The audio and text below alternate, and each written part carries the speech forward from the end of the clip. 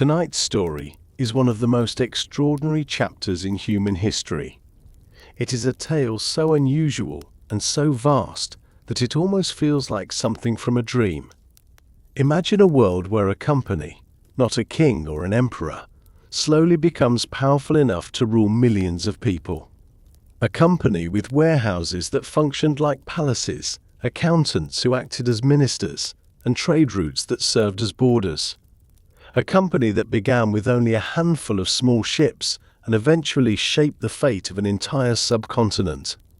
This is the rise and fall of the East India Company, a journey that stretches from quiet riverbanks in England to bustling markets in India, from simple trade to unexpected rule, and from ambition to responsibility. If you enjoy long and gentle historical journeys told in a calm way to help you relax and drift into sleep, you are in the right place.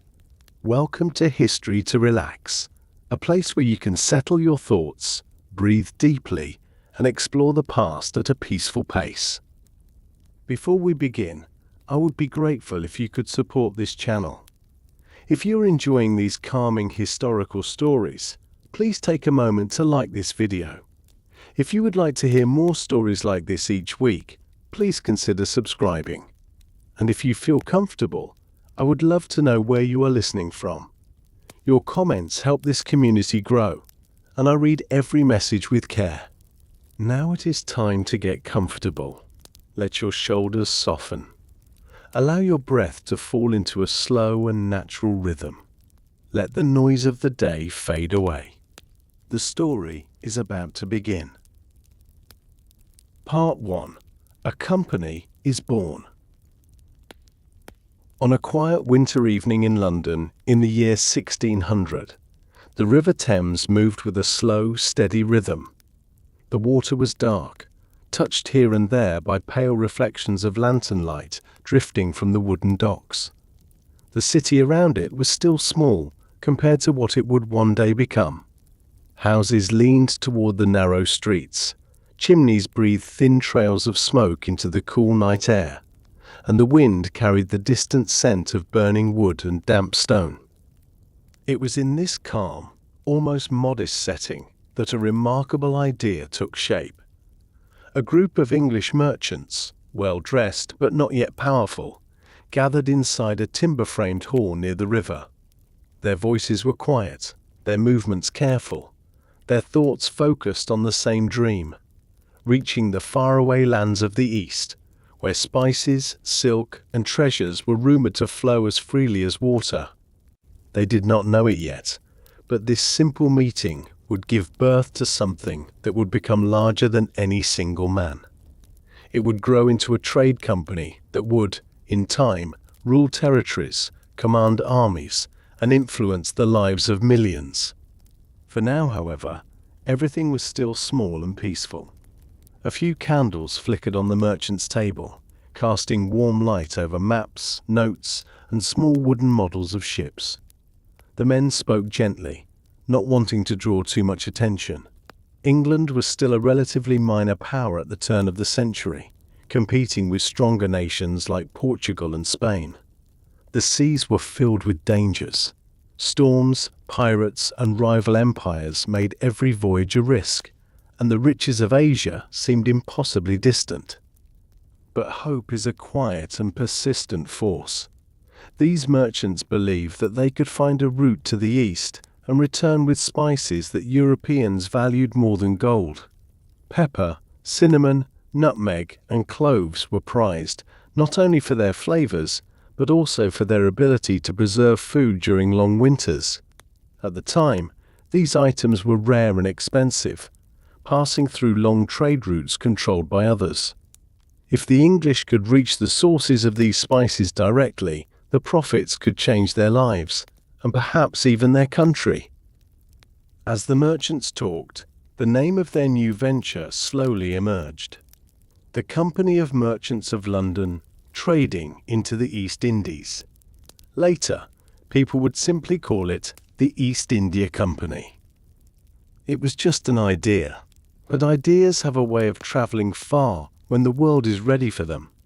Outside the meeting hall, London continued its slow rhythm. Horses' hooves clicked along the cobblestones. Traders closed their shops for the night. The cold wind brushed past the wooden beams of nearby taverns. The city was humble, but filled with ambition. Ships from distant places already visited its port, carrying goods from Europe and Africa. The idea of sailing toward Asia didn't feel impossible anymore, only difficult, and difficulty was something the English spirit quietly accepted. Within a few days, Queen Elizabeth I, the last monarch of the Tudor line, signed a royal charter granting the merchants permission to form their company. The document gave them the right to trade in the East for 15 years. They had no idea how important those signatures would become. The Queen, experienced from decades of political challenge, believed in encouraging her subjects' exploration. She saw the value in allowing ordinary merchants, not only nobles or generals, to take part in the growth of England's influence. The charter was written in heavy ink on thick parchment. It described rules, privileges, and rights. But beneath those lines lived a simple truth. A company had been given permission to dream on a global scale. And so, the East India Company began. At first, it was still small and uncertain. The merchants pooled their money, each man investing a portion of his wealth into the venture. This system, private individuals sharing the cost and risk of long voyages, was innovative for its time. No single person had to risk everything. Successes and failures would be shared. It was, in many ways, the early shape of modern corporations. When enough money had been gathered, shipbuilders along the Thames began constructing vessels strong enough to cross oceans. The work was slow and careful. Men hammered wooden planks into place, sealed cracks with tar, and carved the shapes of hulls designed to cut through rolling waves. Rope makers twisted hemp fibers into thick lines that would hold sails and anchors. Blacksmiths forged iron nails and bolts. The smell of the river mixed with the smell of wood, tar, and burning coal. The ships were not grand by later standards, but they were sturdy, and they carried with them the hopes of everyone involved. When the first voyage finally sailed, the sight must have been a quiet but powerful moment. Families stood on the docks, waving to fathers, brothers, and sons. The morning light touched the masts, turning the sails a pale golden color. The water lapped against the wooden sides of the vessels as they drifted away, guided by the steady push of the tide. No one on the shore knew whether the ships would survive the journey or if they would ever return. The voyage was long. It took months to circle past Africa's southern tip, the Cape of Good Hope, where huge waves and shifting winds tested the courage of even the strongest sailors. Life on board was difficult. The air below deck was heavy. Fresh food grew scarce. Salted meat and hard biscuits became daily meals. Sleep was interrupted by storms and constant creaking of wood. But the sailors pressed onward, driven by the promise of reaching lands described in stories as colorful and fragrant beyond imagination. When the ships finally reached India, they found bustling ports unlike anything seen in Europe. Markets filled with bright fabrics, fine jewelry, and fragrant spices stretched along the warm coastline. The air carried the scent of cardamom and cloves. Merchants spoke in many languages, each voice adding to the hum of daily trade. The East India Company's representatives stepped onto the docks, feeling both small and amazed. They were far from home, standing in a place richer and older than their own kingdom. At first, the company acted politely and humbly. They asked local rulers for permission to trade. They offered gifts, valuables, and respect. They built small factories, which were not factories as we know today, but fortified trading posts where goods could be stored safely. The company's early influence was gentle. It was only a guest in a vast land filled with powerful empires and sophisticated cultures. Meanwhile, back in England, news of the company's early voyages spread quietly through taverns and marketplaces. People leaned over tables, listening to sailors describe strange animals, warm monsoon winds, and spices that smelled like faraway dreams. Investors studied the cargo lists returned by the ships. They saw barrels of pepper, bundles of bright cloth, and sacks of fragrant herbs. Each voyage brought back profits, sometimes small, sometimes large, but always enough to keep the company alive. With each success, the East India Company grew more confident. More merchants invested. More ships were built. More men signed up to sail across the world, hoping to improve their lives or find adventure. London's docks became busier. Goods began to flow in steady streams. Pepper, cinnamon, indigo dye, tea, and cotton weaves that sparkled with colour. These goods transformed daily life in England. People tasted new flavours, wore new fabrics, and discovered the comfort of tea, which would one day become a symbol of British culture itself. But for now, everything still felt calm. The company was growing, but it had not yet become powerful. It was not yet the ruler of nations. That transformation would come later, shaped slowly by competition, conflict, and ambition. For the moment, the East India Company remained what it had been at the beginning, a dream shared by merchants who wanted to reach a distant horizon. As night fell over London during those early years, the city grew quiet again. Ships rested along the docks with their masts rising into the darkness like tall, thin silhouettes. Lanterns glowed softly near the water. In many houses, families drank warm drinks and listened to stories brought back by travellers. They spoke of distant lands, strange weather, and markets where spices were stacked in golden piles. They imagined warm seas and bright sunlight, far from the grey skies of England. Inside the company's meeting rooms, however, the atmosphere was slightly different. The merchants gathered around large tables, their faces lit by candlelight. They traced their fingers across maps, planning new routes, new partnerships, and new strategies. Their voices were calm, but their thoughts were sharp. They knew they had entered a world of competition. Other nations, Portugal, Spain, and the Netherlands, were already powerful in the East. To succeed, the company would need more than luck. It would need discipline, strategy, and patience. Still, no one imagined the scale of what was coming. No one pictured armies, cities, or entire regions falling under the company's authority. No one thought a corporation would one day collect taxes, make laws, or wage war. Those developments were still far in the future. For now, the East India Company remained something simple and almost gentle. A group of merchants hoping to bring a piece of the world home. Their ships travelled slowly across seas. Their fortunes rose and fell with each voyage, and London watched with quiet curiosity as the company took its first steps toward a larger destiny. The story of how a private company would grow to rule vast territories begins here, in candlelit rooms, on wooden docks, and in the hearts of people dreaming of faraway shores. It begins with a small group of men who believed the world was wider than their own city streets. It begins with simple hopes, carried across oceans by sails filled with cold, determined wind.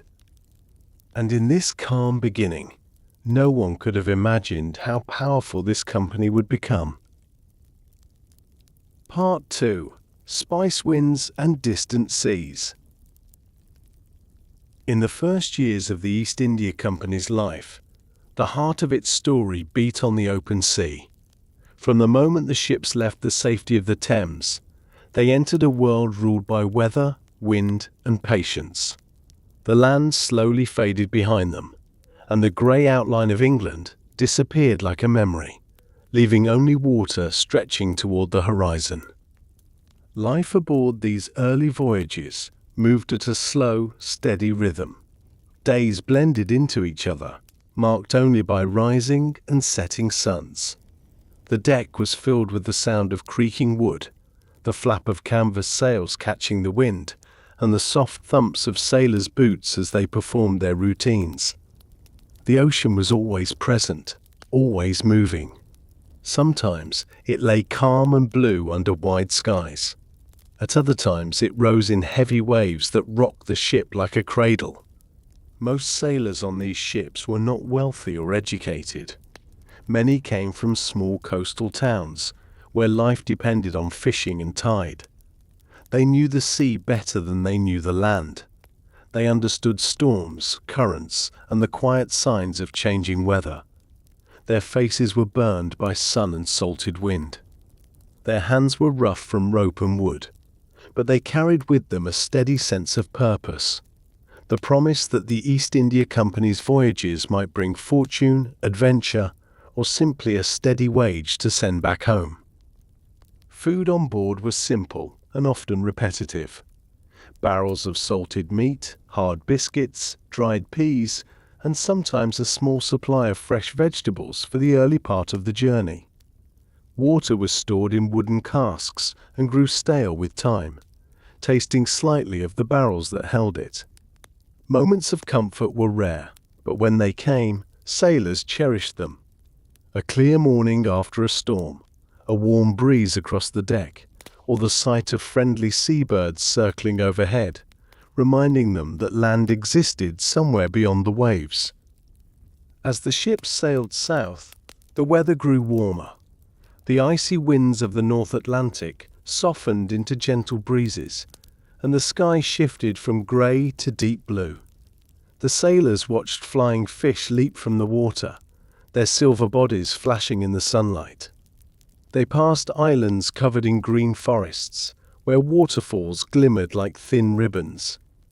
They crossed the equator, marking the moment with small celebrations and quiet laughter. For many sailors, this was their first time so far from home, and even the simple change of climate felt like stepping into another world. But the sea was not always calm. The storms near the Cape of Good Hope were legendary. Towering waves crashed against the hull, and the ship pitched sharply from side to side. Winds howled through the rigging. Rain fell in thick sheets that blurred the horizon. In those moments, the world narrowed to the sound of the storm and the determination of the sailors who fought to keep the ship steady. They trusted their training, their tools, and the shipbuilders who had crafted their vessel plank by plank along the Thames. And slowly, carefully, each wave passed. When the storms cleared, the sailors often found themselves sailing beneath bright southern suns. The air felt warmer and more humid. Nights glowed with stars that looked different from the ones above England. Constellations shifted. The sky seemed wider and the ocean calmer. It was in these peaceful stretches that the sailors found time to mend torn sails, scrub the deck, or sit together and share quiet stories. Some talked about families back home. Others dreamed aloud about the riches of the East. Many simply listened, letting the calm of the ocean seep into their thoughts. As the ships neared Asia, the world around them changed even more. The color of the water shifted from deep Atlantic blue to a softer turquoise. The air smelled of salt and warmth. Floating leaves and driftwood from distant lands washed against the hull. Sometimes dolphins followed the ship, leaping alongside it as though escorting the sailors toward their destination. Then, at last, land appeared on the horizon. India's coastline rose slowly from the sea, painted in soft shades of green and gold. Tall palm trees swayed in the warm wind. Fishing boats dotted the waves near the shore, their sails shaped differently from those the sailors knew in Europe. As the East India Company's ships approached ports like Surat, the air filled with sounds unfamiliar to English ears. The calls of merchants, the chatter of markets, the distant ring of metalworkers shaping tools and ornaments. Stepping onto the docks of India was like stepping into a dream. The air carried scents the sailors had never smelled before: rich spices, fragrant flowers, warm oils, and distant cooking fires. The markets were bright with color. People wore clothing woven from fine cottons and silks that caught the sunlight beautifully. Merchants displayed spices in open baskets, their colors vivid: deep red chilies, golden turmeric, dark peppercorns, and fragrant cinnamon bark. The English sailors, used to quieter markets back home, watched with wonder as crowds moved through the streets like flowing rivers of color and sound. The company's factors, its official representatives, began their work almost immediately. They approached local rulers with gifts and respectful greetings. Their goal was simple but delicate: to secure permission to trade. They understood that India was home to ancient kingdoms and vast empires with their own customs, strengths, and histories.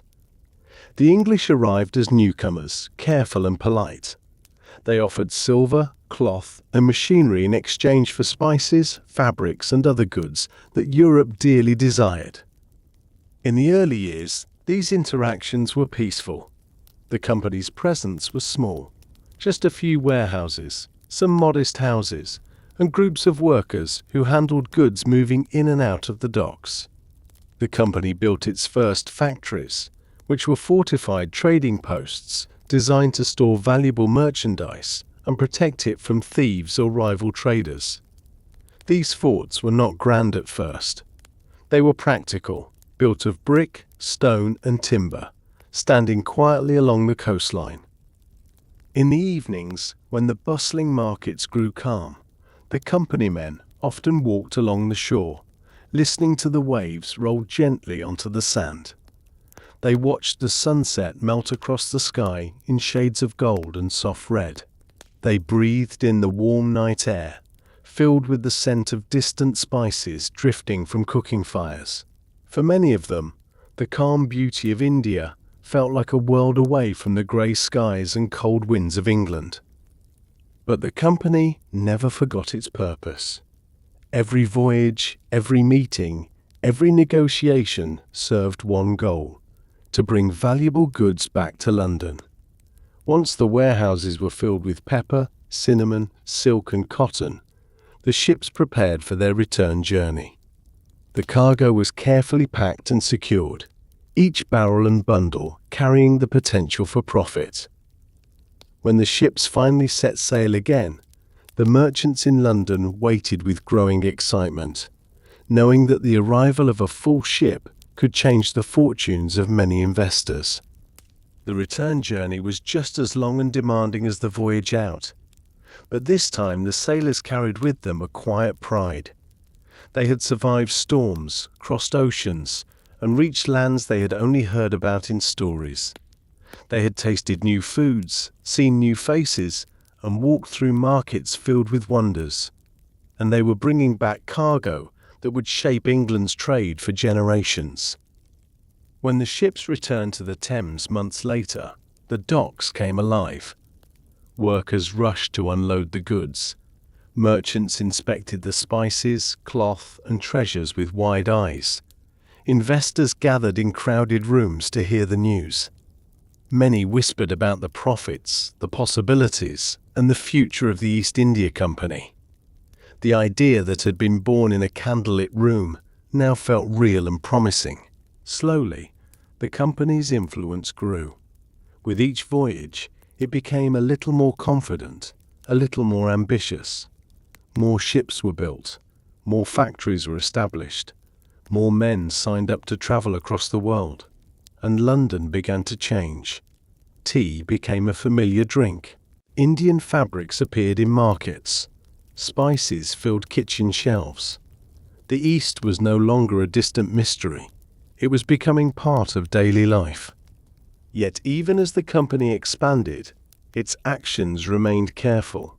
It did not yet command armies or rule territories. It did not make laws or shape empires. The company was still a guest in India, a polite visitor in a vast and ancient land. But the currents of history were shifting. As the company's ships continued to arrive, carrying wealth and ambition, the relationship between England and India began to evolve in ways no one could fully predict. For now, though, the story remained peaceful. It was a story of long voyages, distant seas, warm markets, and gentle beginnings. A story carried by spice winds and calm waves. A story still finding its shape, unaware of the immense power it would one day hold. Part 3. The company finds its footing. In the years that followed those first careful voyages, the East India Company settled slowly into its new life along the edges of the Indian Ocean. Its ships no longer arrived as rare visitors, but as steady guests. Each season brought new cargoes, new faces, and new opportunities. The company was still small compared to the great powers of Asia, yet with each passing year, its presence became harder to ignore. The markets of India were alive with color and movement, and the company's factors spent their days learning how to navigate them. They learned when to bargain and when to listen. They learned which spices were prized in England, which fabrics sold quickly, and which goods could fill a ship's hold with value.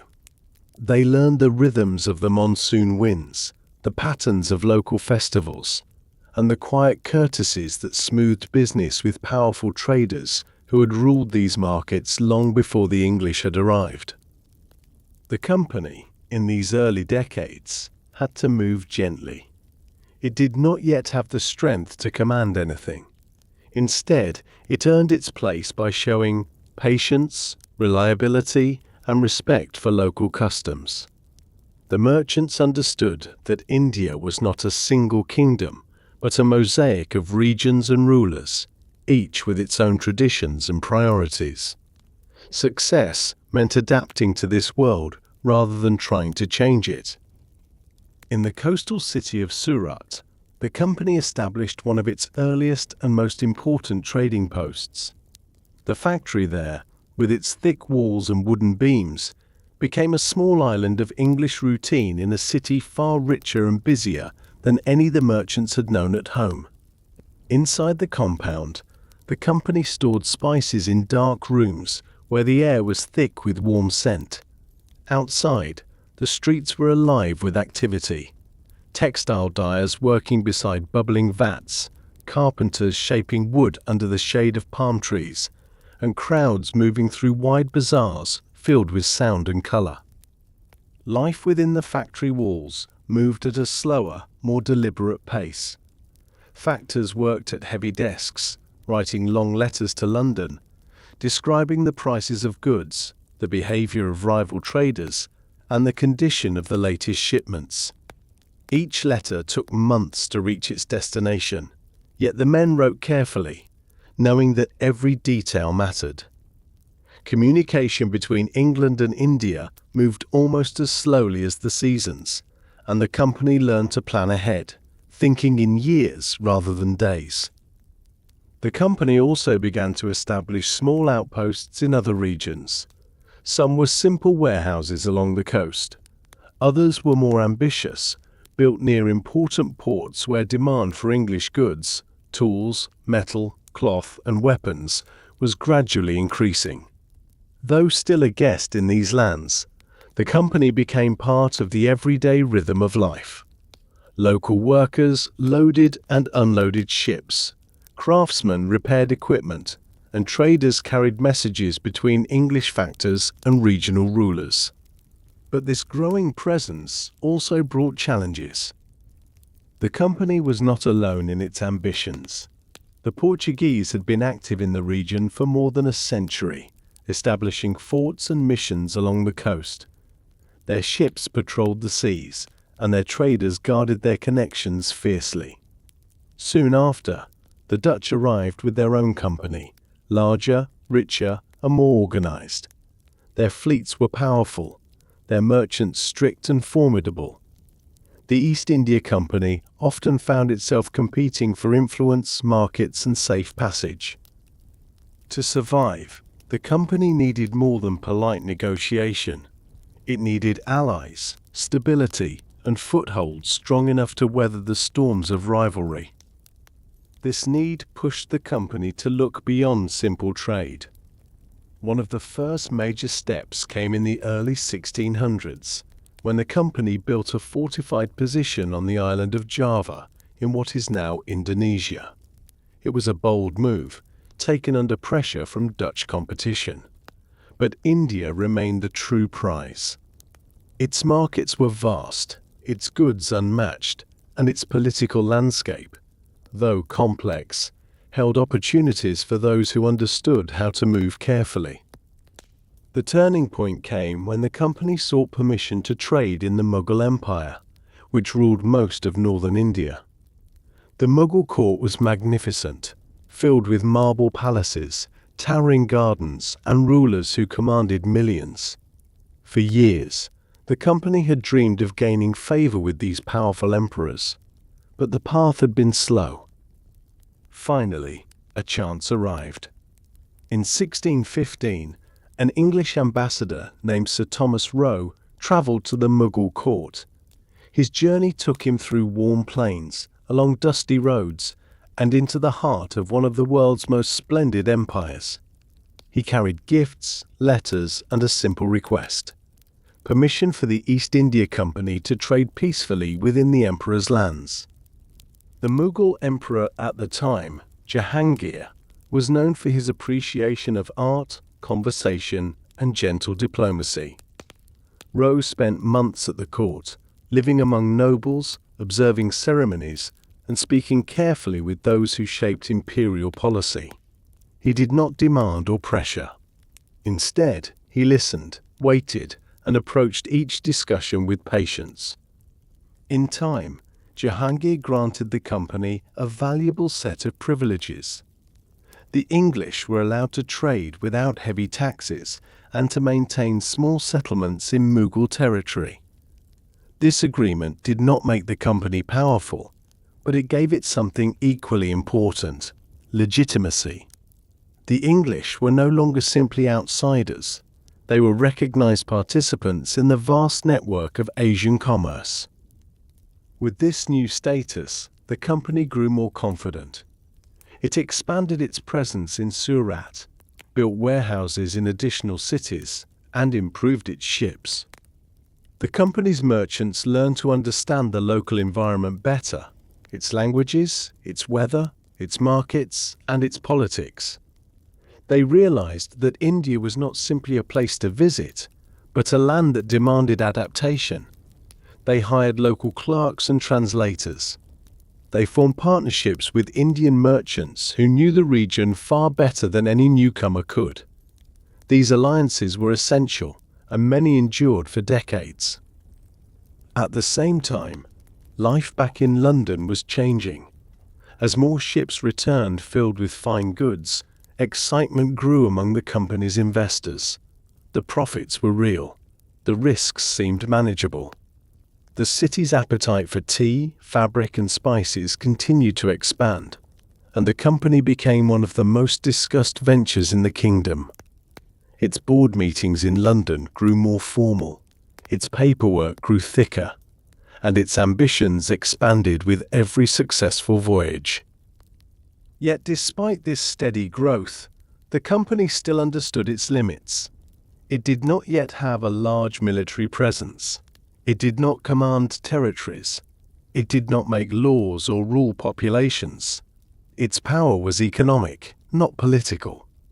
It succeeded by moving carefully, respecting local rules, and learning to blend into the existing order. But beneath the surface, small changes were beginning. With every new outpost, the company needed guards. With every new warehouse, it needed more workers. And with every new agreement, it gained a little more influence. At first, these responsibilities were light. A few soldiers hired from local populations. A small watchtower at the edge of a fort. simple rules to keep the peace between traders and visitors. But as trade grew and competition increased, these simple responsibilities expanded. The company trained its guards more seriously. It built stronger walls around its factories. It kept small ships to protect its cargo from pirates. These developments felt practical at the time, just sensible precautions for an organization operating far from home. Yet they hinted at a future in which the company would no longer be just a merchant operation. Meanwhile, in India, life continued in its steady rhythm. Farmers planted rice in fields soaked by monsoon rains. Fishermen cast nets into warm waters. Merchants traveled with caravans through dusty roads, carrying textiles and spices from one region to another. Temples, markets, and rivers shaped the daily movements of millions of people who had lived, traded, and worshipped in these lands for generations. To them, the company was still just a small presence along the edges of a much larger world. Inside the company's factories, however, the atmosphere carried a sense of growing purpose. Factors wrote detailed reports by lamplight. Account books filled with neat lines of numbers. Ships were prepared months in advance, their holds arranged with precision. Every decision was guided by the slow, careful pace of global trade. By the late 1600s, the company had become a respected commercial force. It had survived storms, competition, and the long communication gap between continents.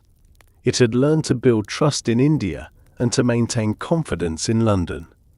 It was not yet a ruler, nor did it imagine ruling anything. But it had found its footing, standing firmly between two worlds, connecting distant markets through patience, discipline, and ambition.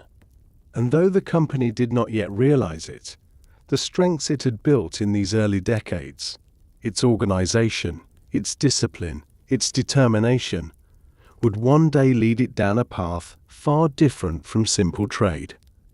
A path that would bring power neither the merchants of 1600 nor the sailors of the first voyages could ever have imagined. Part 4. The company reaches for power.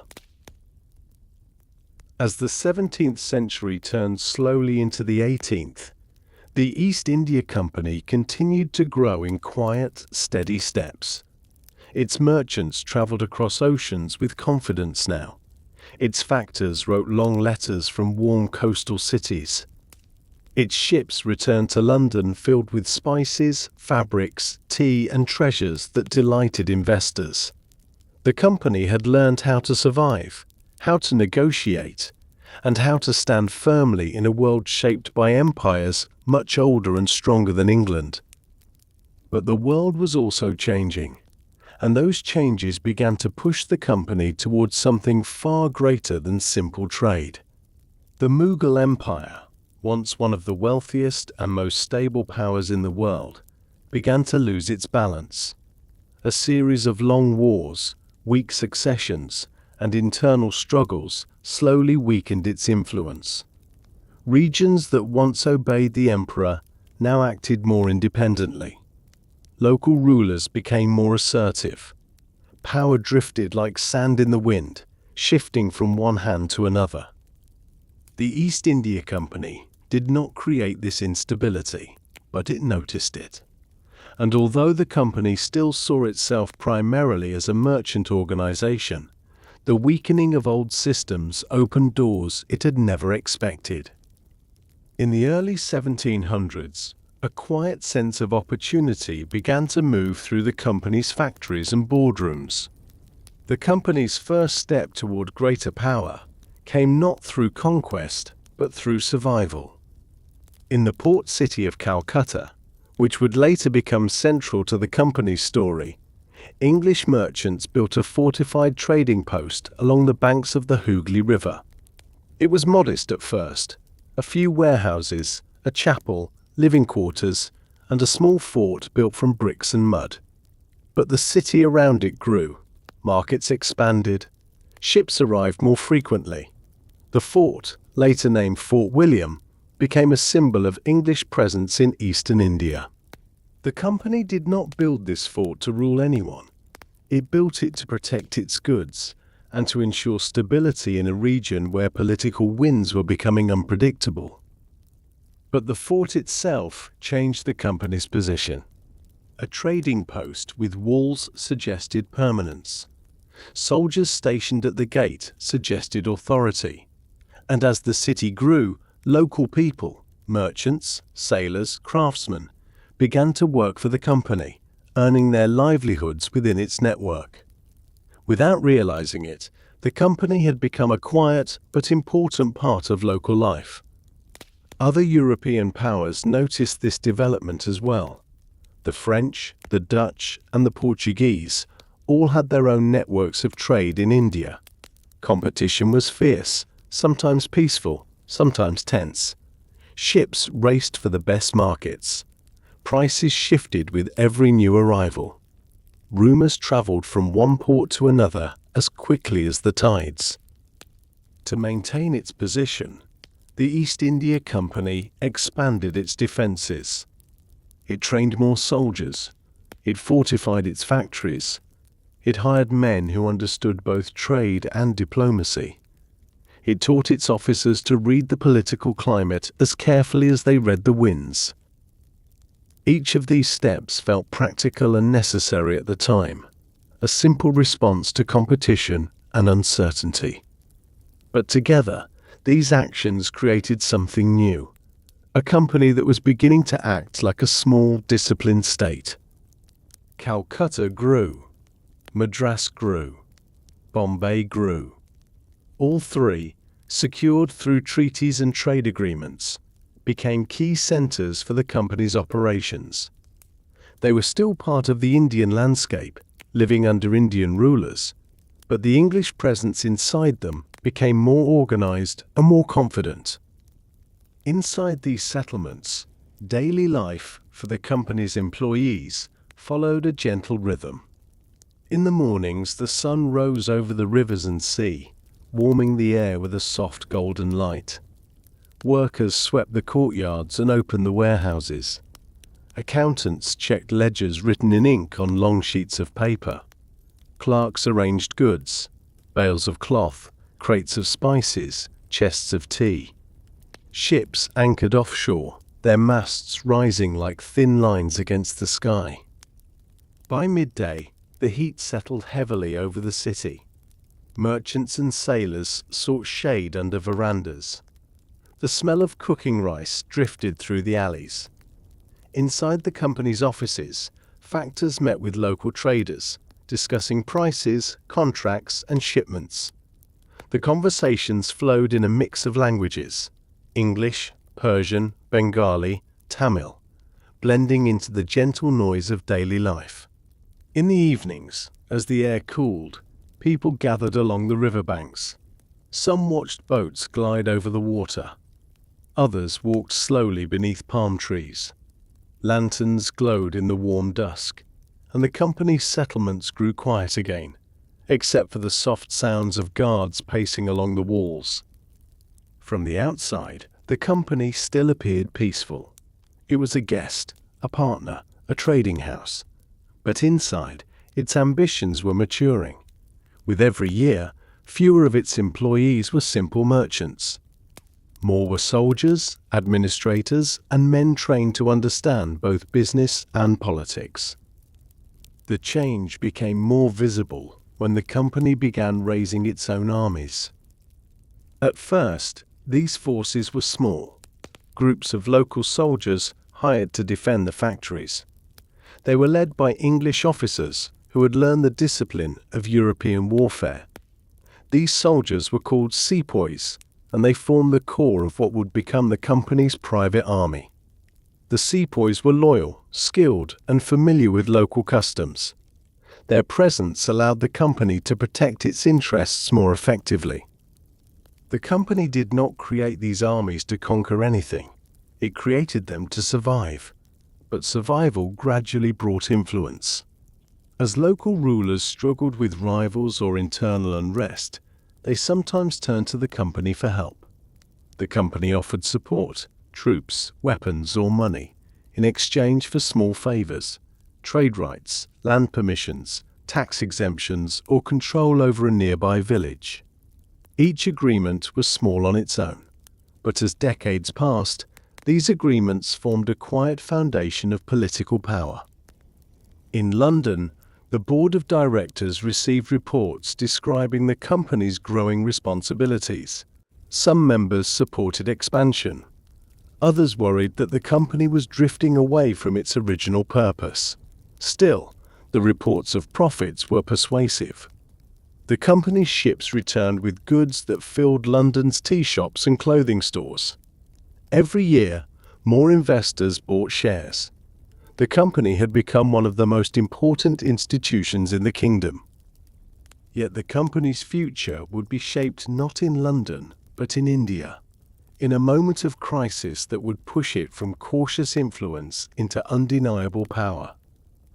This moment came in Bengal, one of the richest provinces in the world. Its rivers brought fertile soil that produced abundant crops. Its artisans crafted fine textiles that were prized across Europe. Its cities were lively centers of trade and culture. And its political situation was becoming more fragile. In 1756, a young ruler named Siraj ud Dowlah became the Nawab of Bengal. He was wary of the Europeans who had built forts and settlements in his territory. He believed the East India Company had grown too bold, too comfortable, and too independent. When he learned that the company was expanding its fortifications in Calcutta without his permission, he felt insulted. Tension grew quickly. The company believed it was simply strengthening its settlement. The Nawab believed it was preparing for rebellion. In the summer of 1756, Siraj ud Dowlah marched toward Calcutta with his army. The company's small garrison was overwhelmed. The fort fell. The English were forced to flee or surrender. For the first time, the company realized that its presence in India was not secure. Its gentle influence had limits. Its survival could not be guaranteed by trade alone. This loss shocked both the company and London. And in the months that followed, the company prepared a response that would change its history forever. Led by Robert Clive, a determined young officer, the company launched a campaign to retake Calcutta. Clive's forces were small compared to the Nawab's, but his planning was careful and his alliances were strategic. After retaking Calcutta, he negotiated with local leaders and prepared for a decisive confrontation. That confrontation would take place on the plains of Plassey, a name that would echo through the company's story. But for now, in this part of the journey, the company stood on the edge of transformation. It had begun as a simple merchant venture. It had survived storms, long voyages, and fierce competition. It had built settlements, raised small armies, and gained influence quietly. But the fall of Calcutta had shown something unmistakable. The company could no longer remain only a guest in India. To protect itself, and to protect its growing interests, it would soon step into a role no one had imagined for it. The next chapter would show how a trading company, born in candlelit rooms along the Thames, would cross a line that changed history. Part 5. The Turning Point. Plassey. By the middle of the 18th century, the East India Company had changed more than even its own directors fully understood. What had begun as a small group of merchants now operated forts, commanded ships, trained soldiers, and negotiated with rulers of great Indian provinces. Yet the company still believed it was mainly a trading organization, an ambitious one, but not an empire in the making. That belief would not survive the events that unfolded in Bengal. After Calcutta fell to Siraj ud Dowlah in 1756, the company faced a moment it had long tried to avoid. It had been forced to recognize that trade alone could not guarantee its survival. Political winds in India had shifted, and the company found itself caught in the middle of a conflict larger than anything it had planned for. The loss of Calcutta was painful, not only for the company's pride, but for its future. It meant warehouses full of goods were lost. Ships had nowhere safe to land. Workers had fled or been displaced. Investors in London demanded answers. Officers in India debated how to respond. And through all these discussions, one name rose to the surface: Robert Clive. Clive had arrived in India years earlier as a clerk. Quiet and observant, he found the world of paperwork slow and unsatisfying. But when war erupted between European powers in India, he joined the company's military forces. There, he discovered a talent for strategy and leadership that surprised even himself. Over time, he developed a reputation for courage, quick thinking, and unusual daring, qualities that the company needed now more than ever. When he returned to India in 1756, Clive found confusion and fear. Calcutta had been taken, and the company's influence in Bengal seemed at risk of disappearing entirely. But instead of retreating, Clive began organizing a plan to retake the city. He gathered troops, secured supplies, and formed alliances with local leaders who had grown uneasy with the Nawab's rule. In January of 1757, Clive led his forces towards Calcutta. The march took them along muddy riverbanks and through dense foliage, where winter winds carried the scent of wet earth and distant fires. The soldiers were tired, but they trusted Clive's calm instructions and steady presence. When the company forces reached Calcutta, they moved swiftly, surprising the defenders and reclaiming the settlement with far less resistance than expected. Calcutta was back in the company's hands, but the dispute with Siraj ud Dowlah was not over. For a moment, peace seemed possible. The Nawab and the company signed a treaty restoring trade rights and promising mutual respect. Yet beneath the surface, neither side trusted the other. The company feared another attack. The Nawab feared betrayal. Both watched each other carefully, waiting for the next move. Around this time, Clive learned something that changed everything. Several of the Nawab's closest advisors and generals were unhappy with his leadership. They felt he made decisions too quickly, punished too harshly, and listened too little.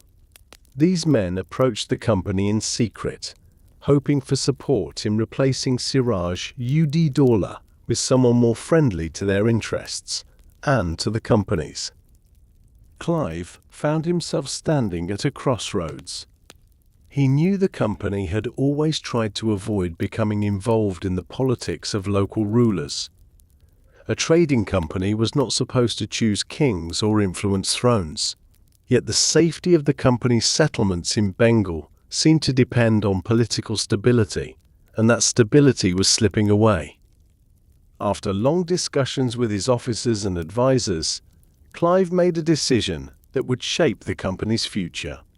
He agreed to support a plan to replace Siraj ud Dowlah with one of his rivals, a man named Mir Jafar.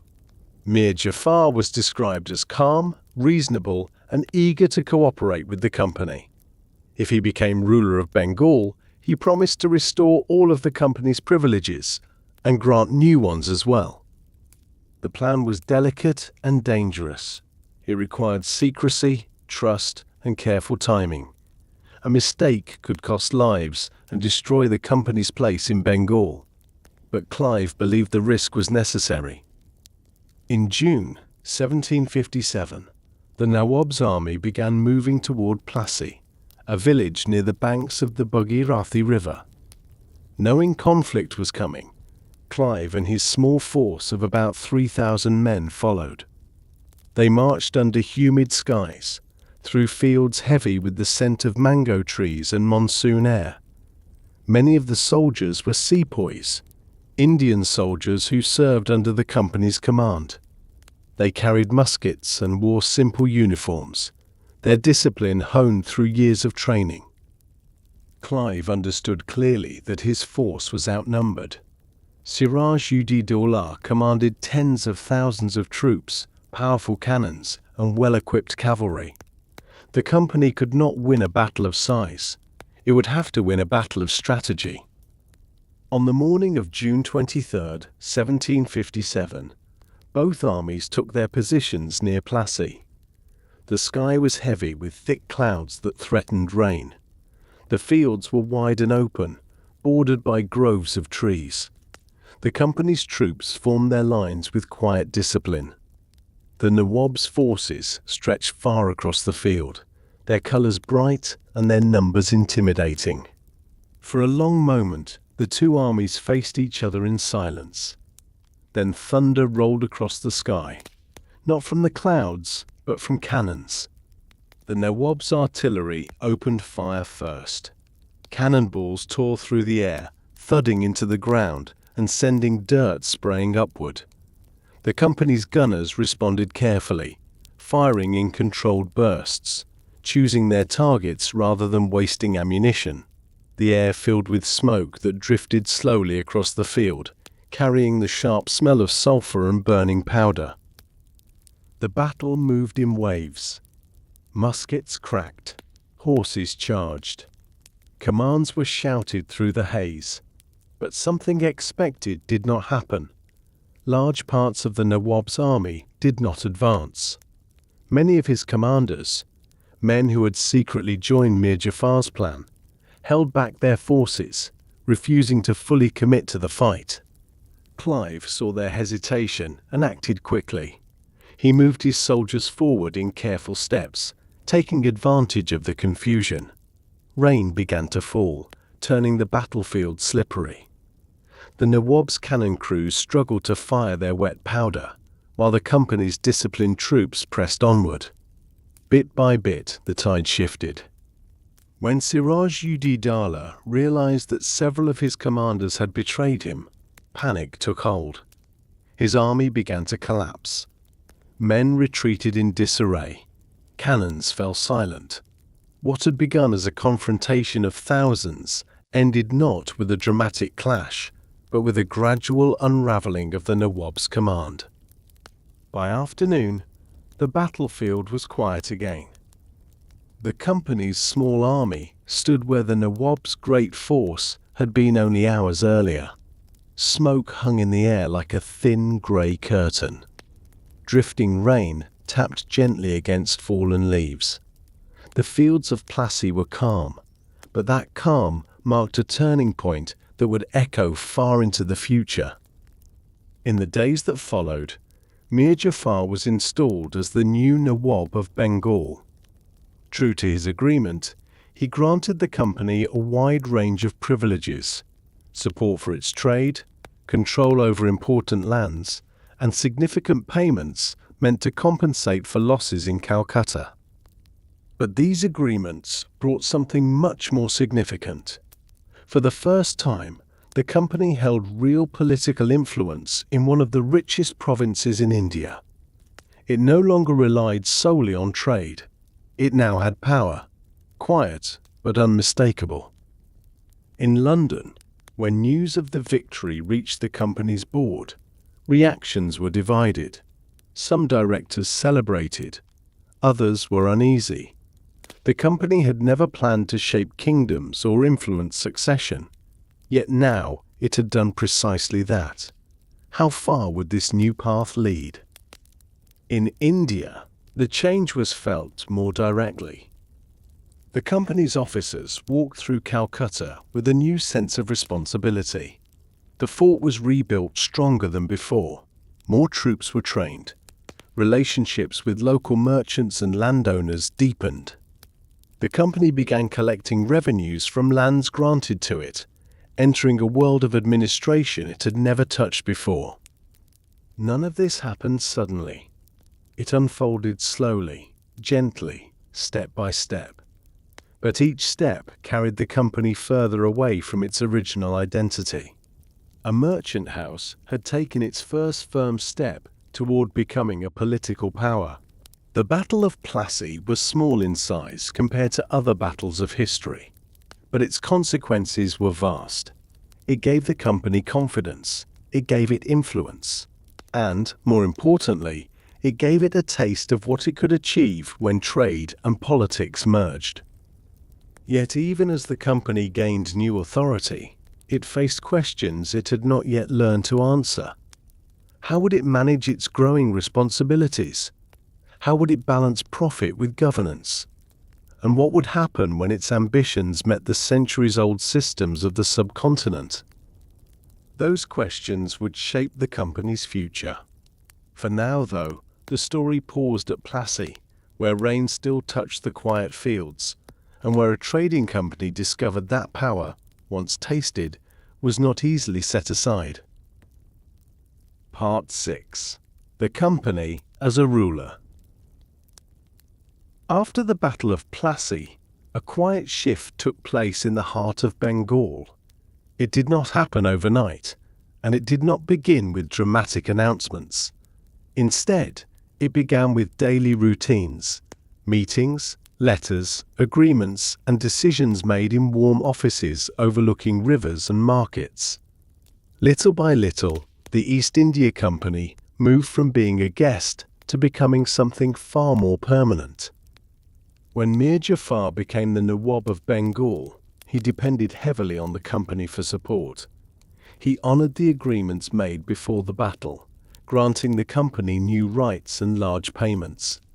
To the company's leaders, these rewards felt like compensation. To the Nawab, they felt like obligations that slowly tightened around him. The company did not intend to rule, not officially, not openly. But the responsibilities that fell into its hands after Plassey began to resemble governance more than trade. In Calcutta, company officials found themselves settling disputes between merchants, managing security, and negotiating with nearby landowners. In the towns surrounding the city, company officers were asked to resolve conflicts about taxes, land rights, and trade routes. Even the company's sepoy soldiers, once hired only to guard warehouses, now patrolled roads and escorted caravans. The company had stepped into a space that had been left open by weakening local authority. For a long time, the company tried to deny it was taking on political power. In London, directors insisted that the company was still only a trading organization. In India, factors wrote in calm, measured tones, describing their new tasks as temporary measures. But the truth was harder to ignore. Each new responsibility made it easier for the company to accept the next one. The turning point came a few years after Plassey. Mir Jafar, who had promised stability, struggled to govern a province shaken by internal tensions. His court faced constant pressure from rival nobles, and his treasury, strained by paying the company, grew thin. The company began to worry. If Mir Jafar fell, their influence might fall with him. Instead of stepping back, the company stepped further in. In 1760, the company supported the installation of a new Nawab, Mir Qasim, Mir Jafar's son-in-law. He was younger, ambitious, and determined to rule effectively. At first, he cooperated closely with the company, granting them generous privileges in trade and administration. For a brief moment, it seemed the arrangement could work. But even this balance did not last. Mir Qasim soon grew frustrated. The company paid no taxes on the goods it traded, while local merchants had to pay heavy duties. This created tension and resentment. The Nawab believed he could not rule fairly while the company operated beyond his reach. When he tried to limit the company's privileges, the relationship broke apart. Conflict returned. In 1763, war erupted between Mir Qasim's forces and the Company's army. It was not a large war in numbers, but it marked a decisive realization. The Company's growing military strength was no longer a tool of protection. It had become a tool of political power. The Company won the conflict, and Mir Qasim fled. Mir Jafar was restored as Nawab once more, but he was now old and unwell. When he died in 1765, the Company faced a question it had long avoided. What happens when a large province cannot be governed without the Company's support? The answer arrived in an unexpected form. In 1765, the Mughal Emperor Shah Alam II travelled east to seek help after years of conflict in northern India. Although his power had declined, he remained the symbolic head of the old empire. The Company met him with respect, and negotiations followed. Out of these discussions came a historic agreement. The emperor granted the East India Company the right to collect revenue in Bengal, Bihar, and Orissa. This right was known as the Diwani and Adwani, Taluks and Diwani. It was a simple word for a responsibility that changed everything. With the Diwani, the Company was no longer just a trader. It became the official revenue collector for millions of people across some of the richest lands in the world. The funds from these provinces now flowed directly into Company treasuries. This new income supported its armies, paid for its administration, and strengthened its position more than any cargo of spices or textiles ever could. For the first time, the Company had stepped into the shoes of a government.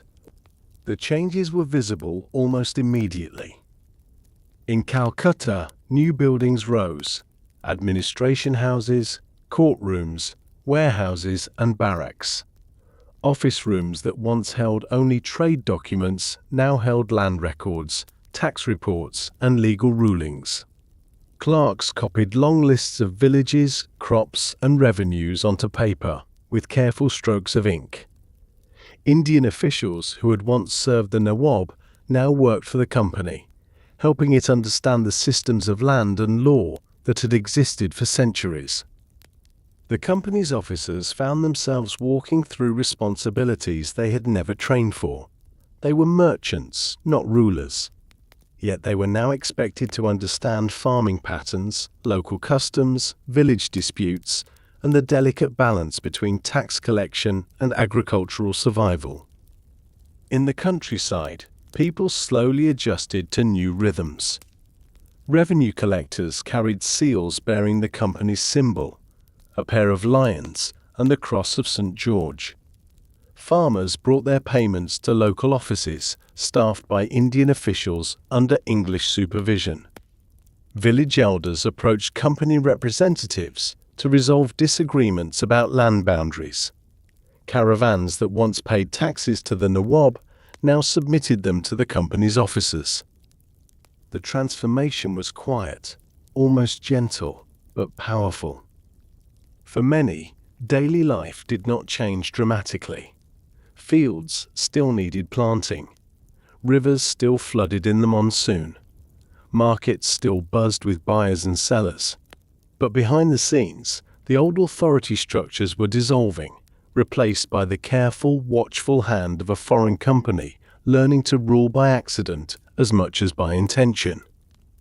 The Company did not rely on force alone. It learned quickly that stability came from cooperation. It kept many traditional officials in their positions, respected established customs, and tried to maintain familiar rhythms wherever possible. Still, the shift in power was unmistakable.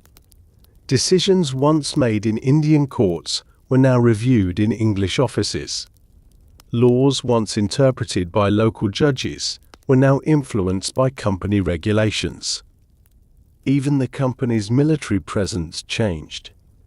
The Sepoy army grew into a large and disciplined force, trained in European methods and commanded by officers who studied strategy carefully. forts expanded. New barracks were built. Roads used for trade became routes for soldiers. The company insisted these changes were meant to preserve peace. But the growing army also signaled a new reality. The company had become the strongest power in Eastern India. In London, the directors received reports describing the company's expanding responsibilities. Some were excited, others were concerned. A merchant company running provinces felt unnatural and dangerous. But the revenue flowing into the company's accounts silenced many doubts. Tea imports increased, textile sales soared, investors grew wealthier, Parliament paid attention. Still, even in the glow of this new prosperity, quiet questions lingered. Could a company truly rule? Could it balance profit with fairness? Could it understand a land so complex, with histories older than England itself? For now, there were no answers. As the 1760s and 1770s unfolded, the company focused on managing its new territories. It created systems for collecting taxes, resolving disputes, and overseeing village life. It trained more officers, built more infrastructure, and tried to keep the peace among groups with long-standing differences. But with new power came new challenges. Famines tested the company's ability to care for its people.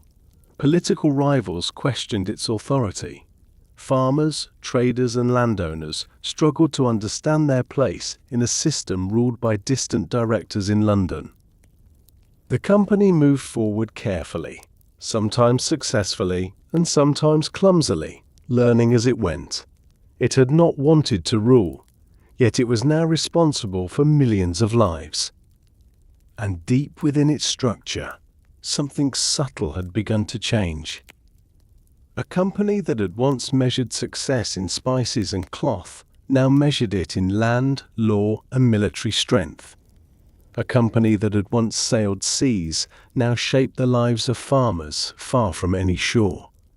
And a company that had once sought profit now held the responsibilities of a state. The East India Company had crossed a boundary it could never step back from.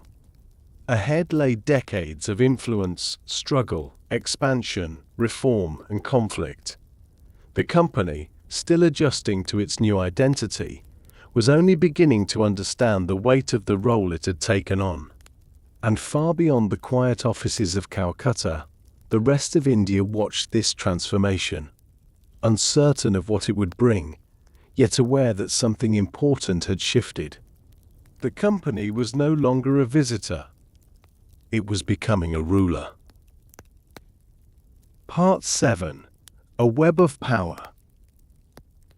By the late 18th century, the East India Company was no longer just a visitor to the Indian subcontinent. It had become a presence woven into the daily rhythm of millions of lives. Its officials, once focused only on buying and selling goods, now found themselves responsible for solving disputes, collecting revenue, maintaining peace, and shaping policies across vast regions. What had begun as a series of trading posts had quietly grown into a network of influence that stretched far beyond the walls of any fort or warehouse. This new reality created a world that felt both familiar and strange. In the bustling streets of Calcutta, the company's headquarters, clerks sat at long wooden desks, writing out land records and official letters in steady strokes of ink. Indian scribes worked beside them, translating documents between English, Persian, and local languages. Outside, the city hummed with life, boats gliding along the river, market sellers calling out prices, and crowds moving through narrow lanes lined with old banyan trees. From a distance, Calcutta still looked like an Indian city. But inside the administrative houses, the influence of the company could be felt in every room. Maps were unrolled across tables, revenue reports were sorted into careful stacks.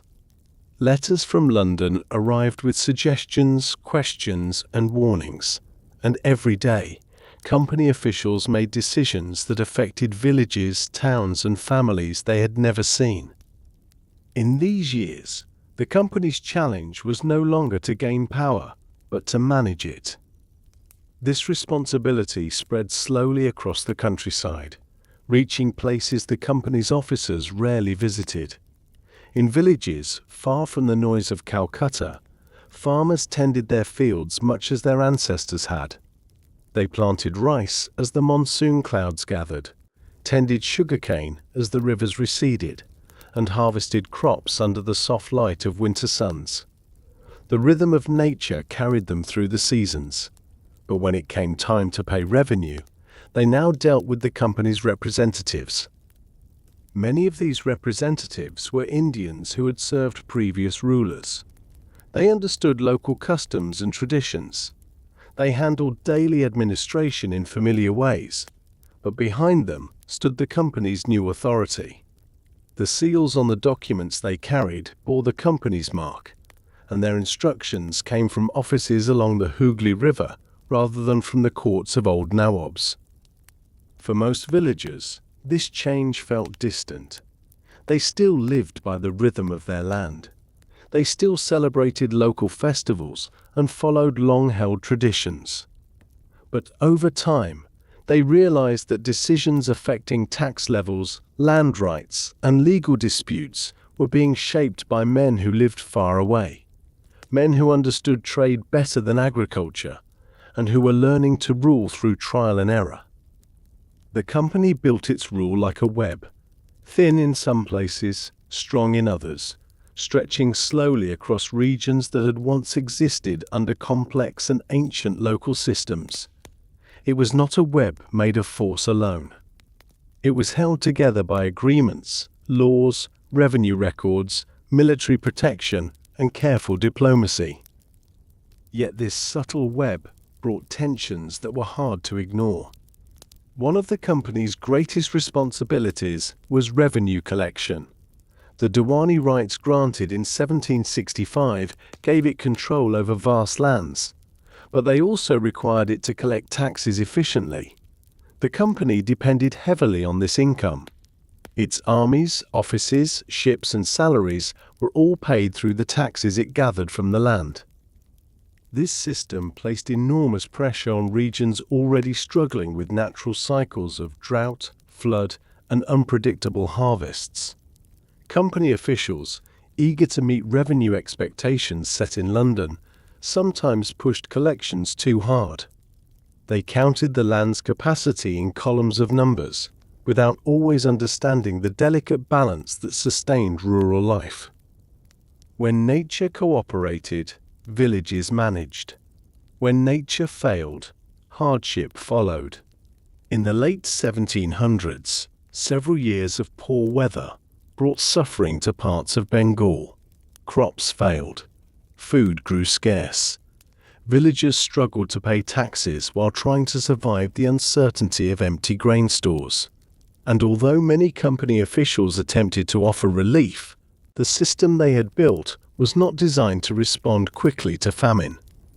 These crises revealed weaknesses in the company's growing structure of power, weaknesses that would echo for decades. Meanwhile, within its own ranks, the company faced new challenges. In London, Parliament began to grow uneasy. The company had become too large, too influential, and too involved in the political life of India. And although company merchants and shareholders were growing wealthy, reports from India spoke of confusion, mistakes, and occasional abuses of authority. This made Parliament wonder whether a corporation should be governing territories at all. In 1773, concerned by corruption and mismanagement, the British government passed the Regulating Act. This law required the company to act with more responsibility and placed some of its political activities under government supervision. It also created a position that would become central to the company's rule, the Governor-General of Bengal. The first to hold this post was Warren Hastings. Hastings was a thoughtful man who had lived in India for many years. He understood the land better than most English officials, and he believed the company had to rule with respect for local traditions.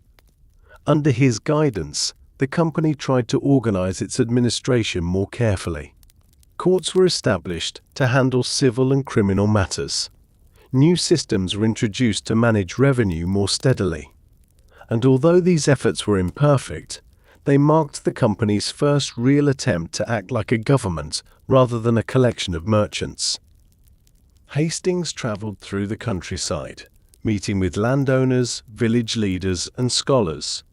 He read Indian texts, studied local customs, and tried to shape a balanced system of governance. Yet even with the best intentions, he could not escape the central contradiction of the company's rule.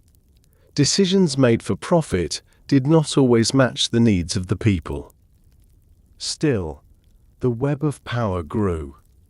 In southern India, the company came into conflict with strong regional rulers who resisted English expansion. Wars with the Kingdom of Mysore, led at different times by Hyder Ali and his son Tipu Sultan, tested the company's military strength. These conflicts were intense and long, fought across rocky hills, forests, and plains. They demanded strategies that stretched the company's resources and taught it new lessons about warfare in unfamiliar terrain. The company won some battles and lost others, but each conflict tightened its influence. Victories brought land and agreements that extended the company's map. Defeats brought urgency, leading the company to strengthen its army further. The sepoy regiments grew more disciplined, trained with updated tactics and modern weapons, while officers back in London studied reports to improve strategy. And through all these struggles, a subtle transformation continued. In Calcutta, new courtrooms, schools, and administrative buildings rose alongside temples, mosques, and markets. English officials began raising their families in India. Their children played under palm trees, listened to stories told by Indian caretakers, and grew up between two worlds. Indian workers filled company offices, helping maintain the vast structure of paperwork and records needed to govern effectively. Life in the cities blended English order with Indian rhythm, creating a world that belonged fully to neither, but was shaped by both. The company's influence now reached far beyond Bengal. Bombay and Madras became powerful centers of company rule, each with its own courts, armies, and administrators. High-ranking officials traveled between these centers, discussing territory, diplomacy, and revenue. On maps in English offices, lines of influence grew thicker, reaching inland from the coasts and into regions that had once been beyond the company's imagination. Yet, for all its strength, the company's web of power remained fragile in many ways. It was stretched across diverse cultures, languages, and traditions. It depended on cooperation from Indian officials, soldiers, and landowners. It relied on careful diplomacy with princes and kingdoms. And it rested on a foundation built not from centuries of cultural belonging, but from a few decades of rapid expansion. The company was a ruler, but not yet a stable one. It governed large territories, but its authority was questioned in London, debated in Indian courts, and tested by powerful local rulers. It held armies, but it worried about loyalty within its ranks. It collected taxes, but it struggled to understand the complexities of the land it managed. Still, the company pushed onward. By the early 19th century, the East India Company had become one of the most powerful forces in Asia. Its ships sailed across oceans, carrying goods that shaped global markets. Its armies marched across plains that had once belonged to ancient empires. Its officials signed treaties, built roads, and managed vast economies. And yet, deep within the company's structure, a quiet tension remained. How far could a company stretch its influence before it broke? How long could it balance profit with governance? And what would happen when the people living under its rule, millions of them, began to question the presence of a foreign power shaping their lives? These questions hovered like a soft shadow over the company's achievements. The web it had woven was wide and strong, but delicate in the places where ambition outpaced understanding. Ahead lay challenges that would force the company to rethink everything it believed about power, loyalty, and its own place in India. The story of the company as a ruler was far from over. It was only becoming more complex. Part 8. Storms on the Horizon. By the early 19th century, the East India Company's power stretched across wide territories, reaching deep into the plains, hills, and coastal cities of the Indian subcontinent. Its officials sat in high-ceilinged offices, sorting papers that carried the weight of millions of lives. Its armies stood ready in well-organized camps. Its ships moved steadily between Calcutta, Madras, Bombay, and distant ports across the Indian Ocean. From a distance, the company's world seemed calm and orderly. But beneath the surface, small cracks were beginning to appear. Cracks that would widen slowly, quietly, and steadily over time. These early signs of instability were not dramatic at first. They lived in daily frustrations, in resentments that grew behind polite conversations, in misunderstandings between rulers and the ruled, and in the heavy expectations the company carried as both merchant and administrator. The company had become powerful, but it was discovering that power always comes with challenges. One of the company's earliest challenges came from within its own structure.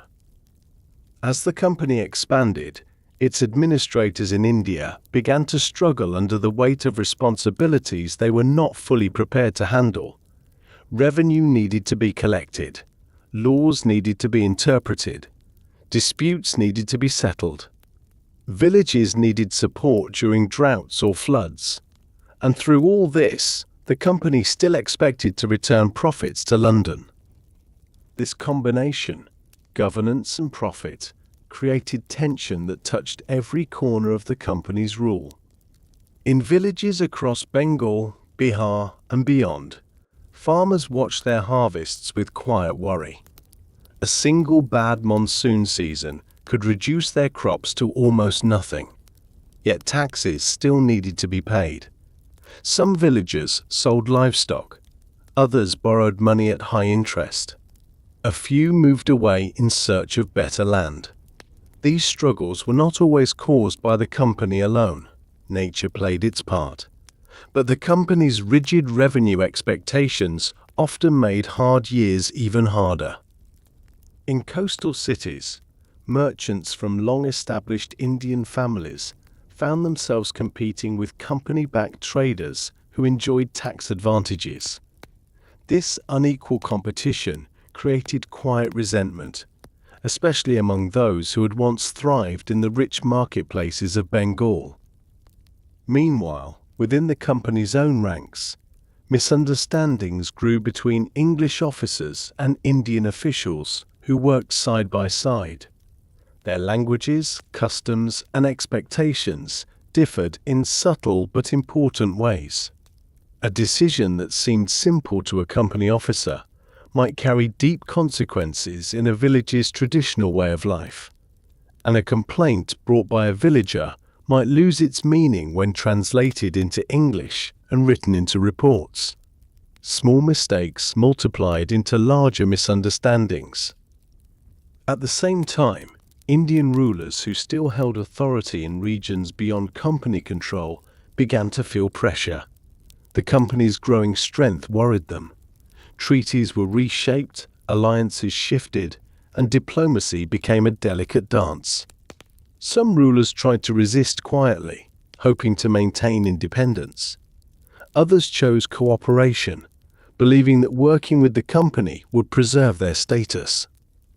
Yet even cooperation brought tension. The company's methods were different from those of traditional Indian courts. Decisions came from distant offices, guided by rules designed for trade and efficiency.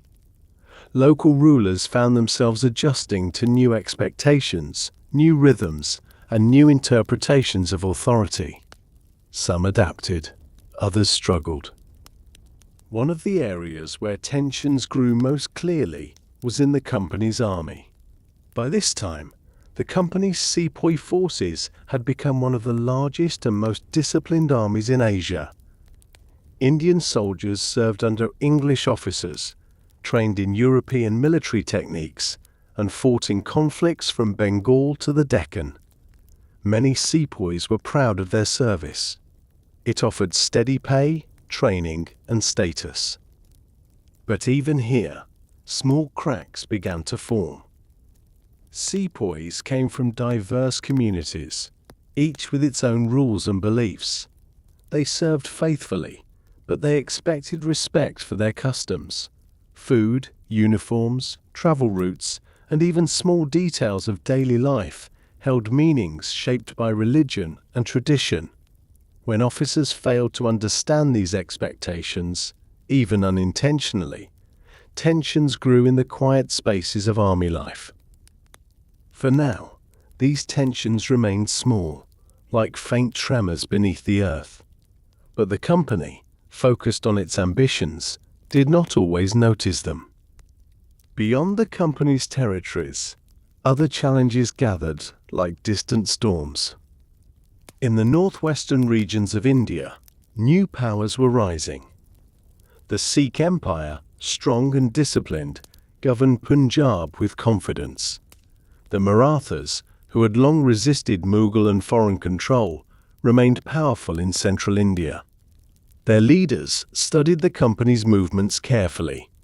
They saw how the company had expanded through diplomacy and conflict, and they understood that their independence was under threat.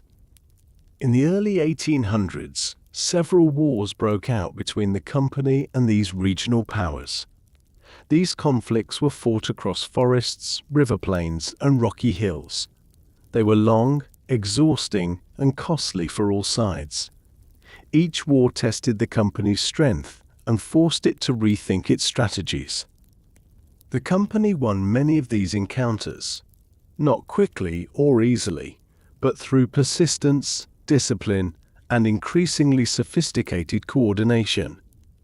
These victories brought more territories under company control, but also left deep scars.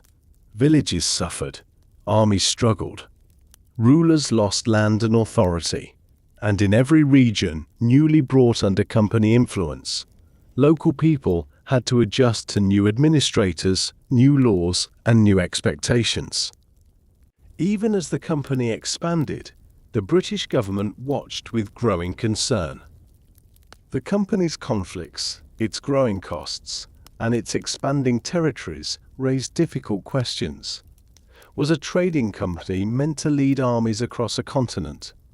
Should a private organization control the fate of millions? Were its officers prepared to govern the complex social world of India? Parliament responded with new laws that increased government oversight. The Pitt's India Act of 1784 created a board in London to supervise the company's political activities. The company still held its trading privileges, but it could no longer act entirely on its own. Decisions in India were now tied to decisions in London, creating a tangled partnership between commerce and government. This partnership brought both stability and confusion. The company had to answer to two masters: its shareholders, who wanted profit, and the British government, which wanted responsible rule. Sometimes these goals aligned, often they did not. In India, the company continued building its administrative network, refining its methods and training its officers. But even as it grew more confident, it could not escape the reality that it was governing a land with deep histories, strong traditions, and many layers of identity. The company's presence touch lives in ways it had never intended. A trader in a crowded bazaar noticed that the taxes on imported cloth had changed. A village farmer learned that the rules for land ownership had been reorganized. A sepoy heard new rumors about changes in his regiment. A ruler in a distant court saw his territory gradually surrounded by company lands.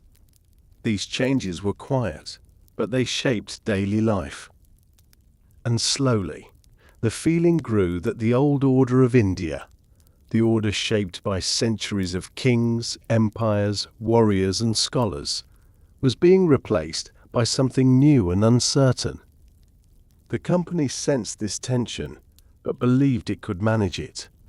Its officials worked hard to introduce reforms, build infrastructure, improve revenue collection, and maintain stability. Many acted with genuine care, wanting to create fairness and balance. Others focused more on profit or ambition. Together, their choices created a system that was wide-reaching but uneven. By the mid-1800s, the company's world had become a mixture of ambition and fragility. Its armies were strong, but its loyalty was not guaranteed. Its authority was vast, but its understanding of the land was incomplete. Its rules were orderly, but its presence stirred quiet unease. And beyond the paper-filled offices and walled forts, a deeper restlessness began to take root. People in different regions felt the weight of company policies in different ways. Some benefited, gaining new opportunities in trade and administration. Others struggled under revenue pressure or cultural misunderstandings. Some saw the company as a source of stability in troubled times. Others saw it as an outsider shaping their future without understanding their past. These feelings did not yet rise into open conflict. They lingered quietly in conversations, in letters, in marketplaces, in sepoy barracks, and in the minds of rulers who watched the company's expansion with growing concern. The company had grown into a giant, but giants, even the quiet ones, move in ways that shake the ground beneath them. And in India, the ground was beginning to tremble. Ahead lay a storm that would change everything. A storm built from years of pressure, silence, misunderstanding, ambition, and fear. The horizon was darkening. The company did not yet see the full shape of the storm, but its first winds were already beginning to blow.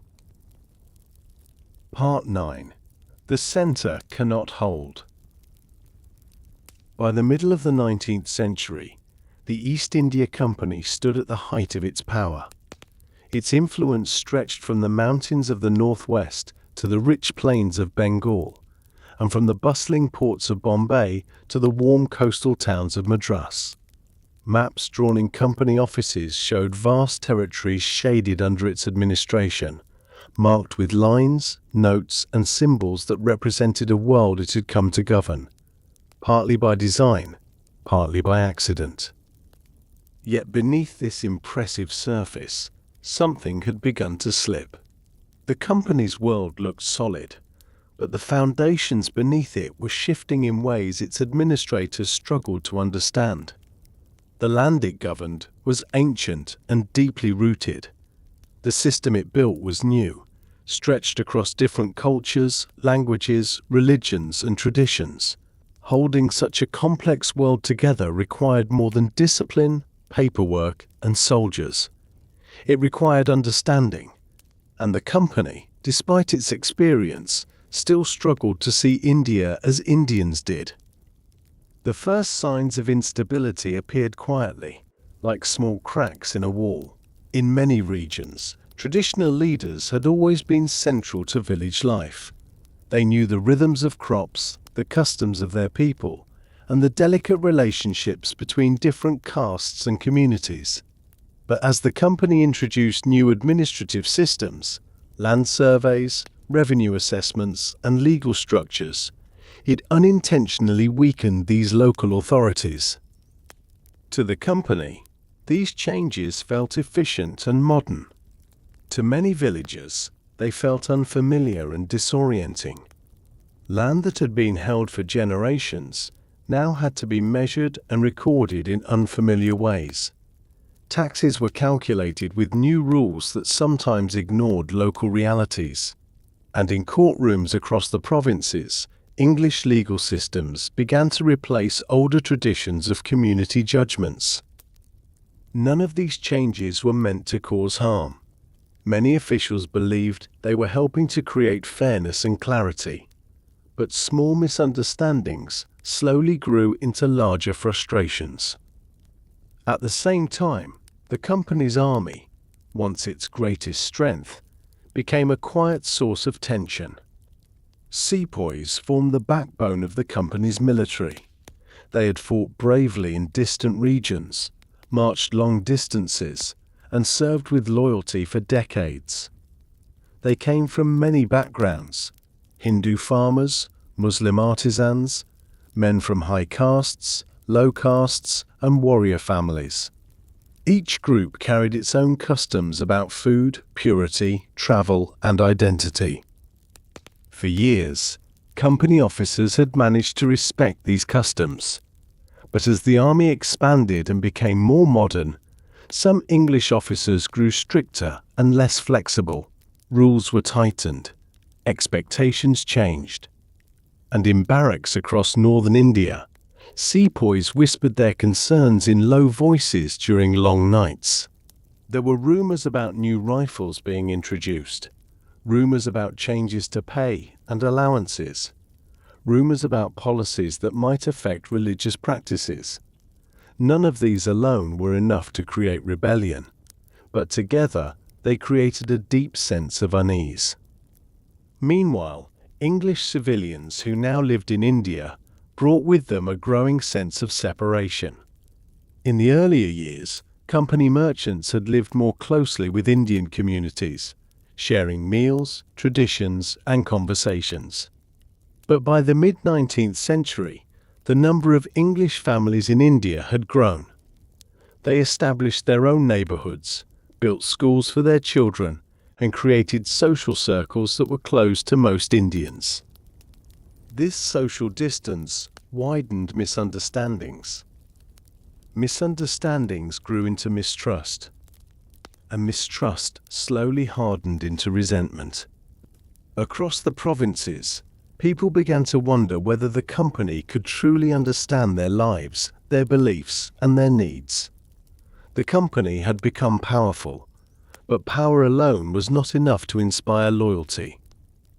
Other pressures added to this quiet unease. The company's revenue demands remained constant, even in years of poor harvests. For farmers living close to the edge of survival, these expectations could feel heavy. Traders and artisans struggled under new taxes and shifting economic policies. Local rulers, who still held nominal power, found themselves overshadowed by company administrators. And as roads, railways, and telegraph lines, new symbols of progress, spread across the subcontinent, they brought both opportunity and disruption. Some welcomed these changes, others feared what they might bring. All of these feelings, uncertainty, frustration, fear, and resentment, gathered slowly, like clouds forming over a wide plain. The company did not fully see them. Its administrators were often focused on paperwork, regulations, and the day-to-day tasks of managing a vast territory. But people living under the company's rule felt the shift. A shopkeeper in a crowded bazaar worried that new trade rules might push him out of business. A sepoy in a military camp wondered whether his customs were being respected. A landowner struggled to pay taxes after a season of failed crops. A village elder wondered why distant officials made decisions about land his family had tended for generations. These concerns were scattered, tiny pieces of a much larger picture. They did not yet connect into a single movement, but they moved through conversations, letters, and stories, reminding people that something in their world felt unsettled. The storm grew stronger in the early 1850s.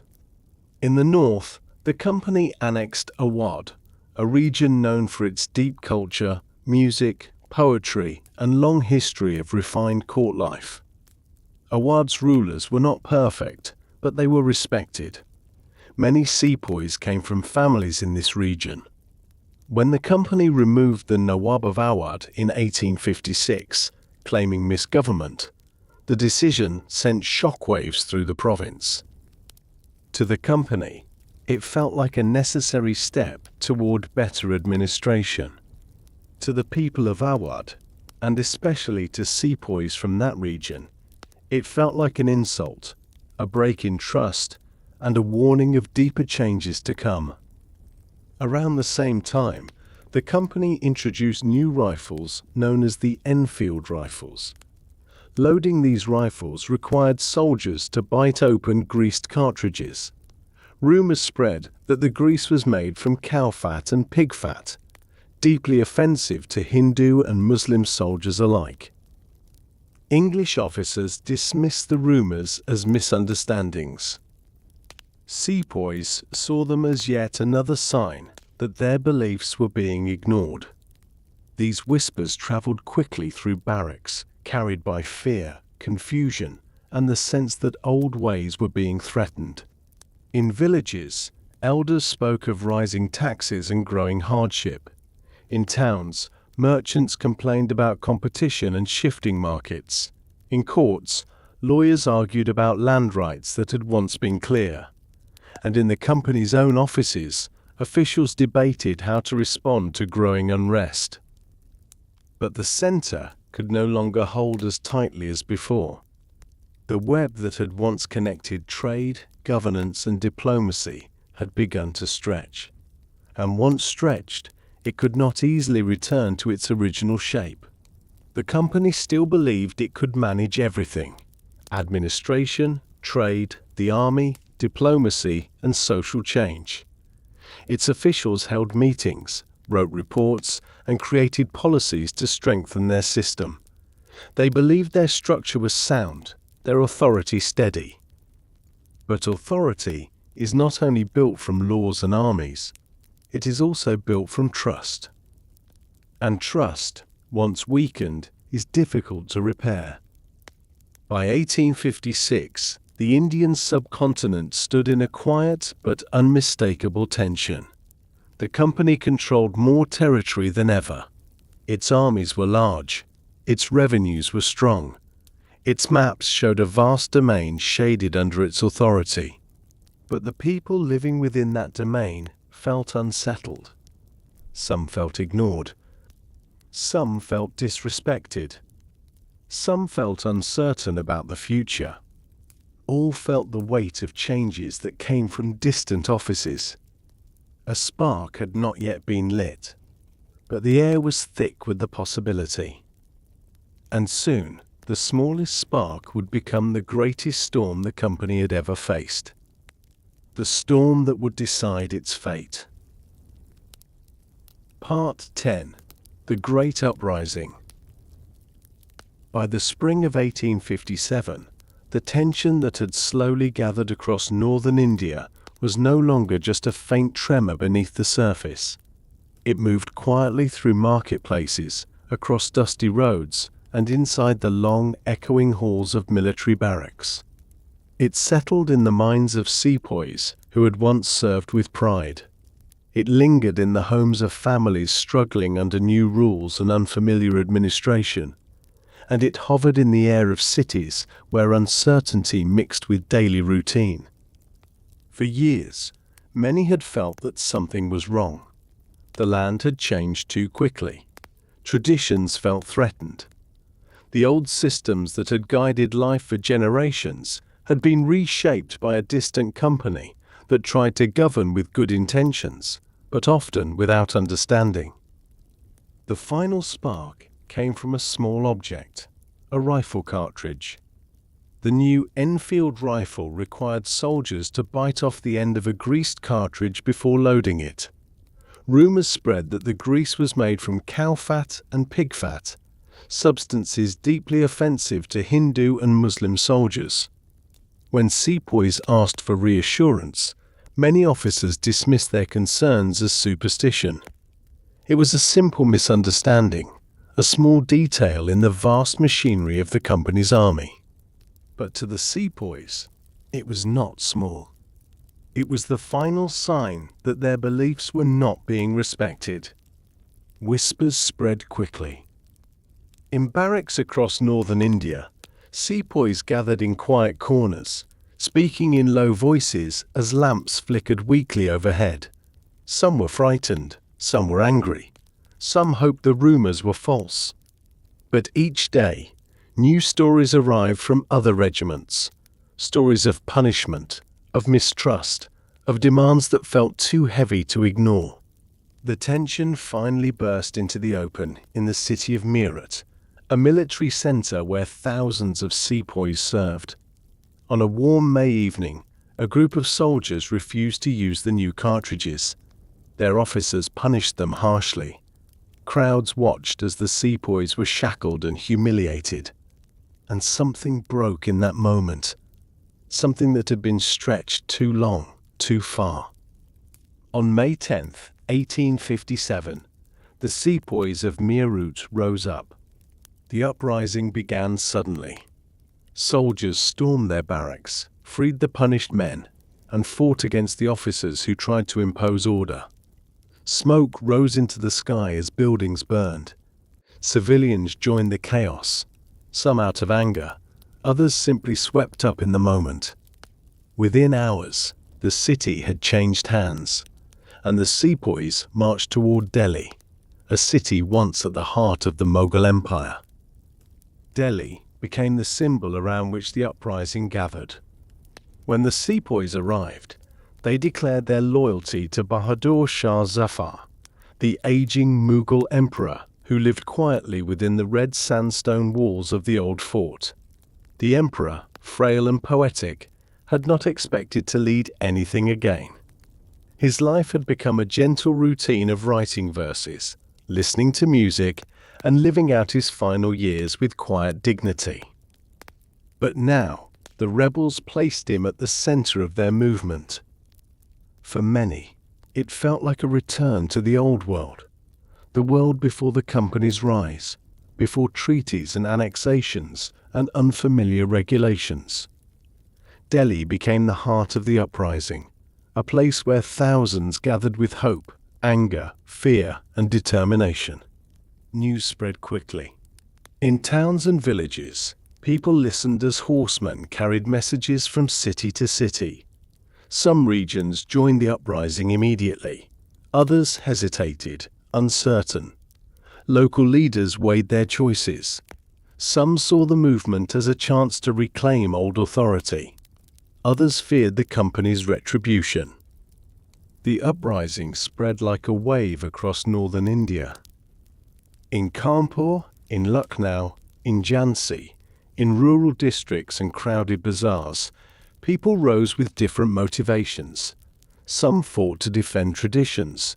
Some fought out of anger. Some sought revenge for years of hardship. And some simply followed the momentum of the moment. The company's administration was shocked. For decades, it had believed its rule was stable. Its officials had studied revenue reports and legal cases, confident in the strength of the systems they had built. But those systems had cracks that now broke open all at once. In Calcutta, officials read reports with growing alarm.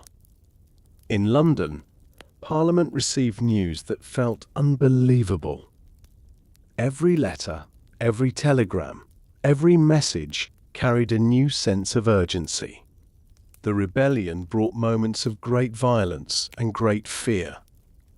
Some company families fled to fortified buildings, hoping for rescue. Some rebels attacked out of rage, grief, or desperation, Villages took sides. Cities changed hands. It was not a single movement with one goal or one leader. It was many movements, sometimes united, sometimes divided, fueled by years of pressure that had finally found release. At the same time, many regions did not join the uprising. Many sepoy regiments remained loyal to the company. Some rulers supported the company, either out of fear or agreement. India was vast, and its people held different loyalties, hopes, and fears. The company responded with force. Troops from Madras and Bombay marched north. Reinforcements arrived from Britain after long sea voyages. Communications were re-established across damaged roads and telegraph lines. English officers worked closely with Indian soldiers who had remained loyal. Together, they began retaking cities one by one. The fighting was intense and often tragic. Lucknow endured a long siege, its streets filled with smoke and shattered stone. Kanpur witnessed terrible suffering. Delhi became the scene of fierce battles as company troops fought their way through its ancient gates. By late 1857 and early 1858, the company began to regain control. By mid-1858, the uprising had largely been suppressed.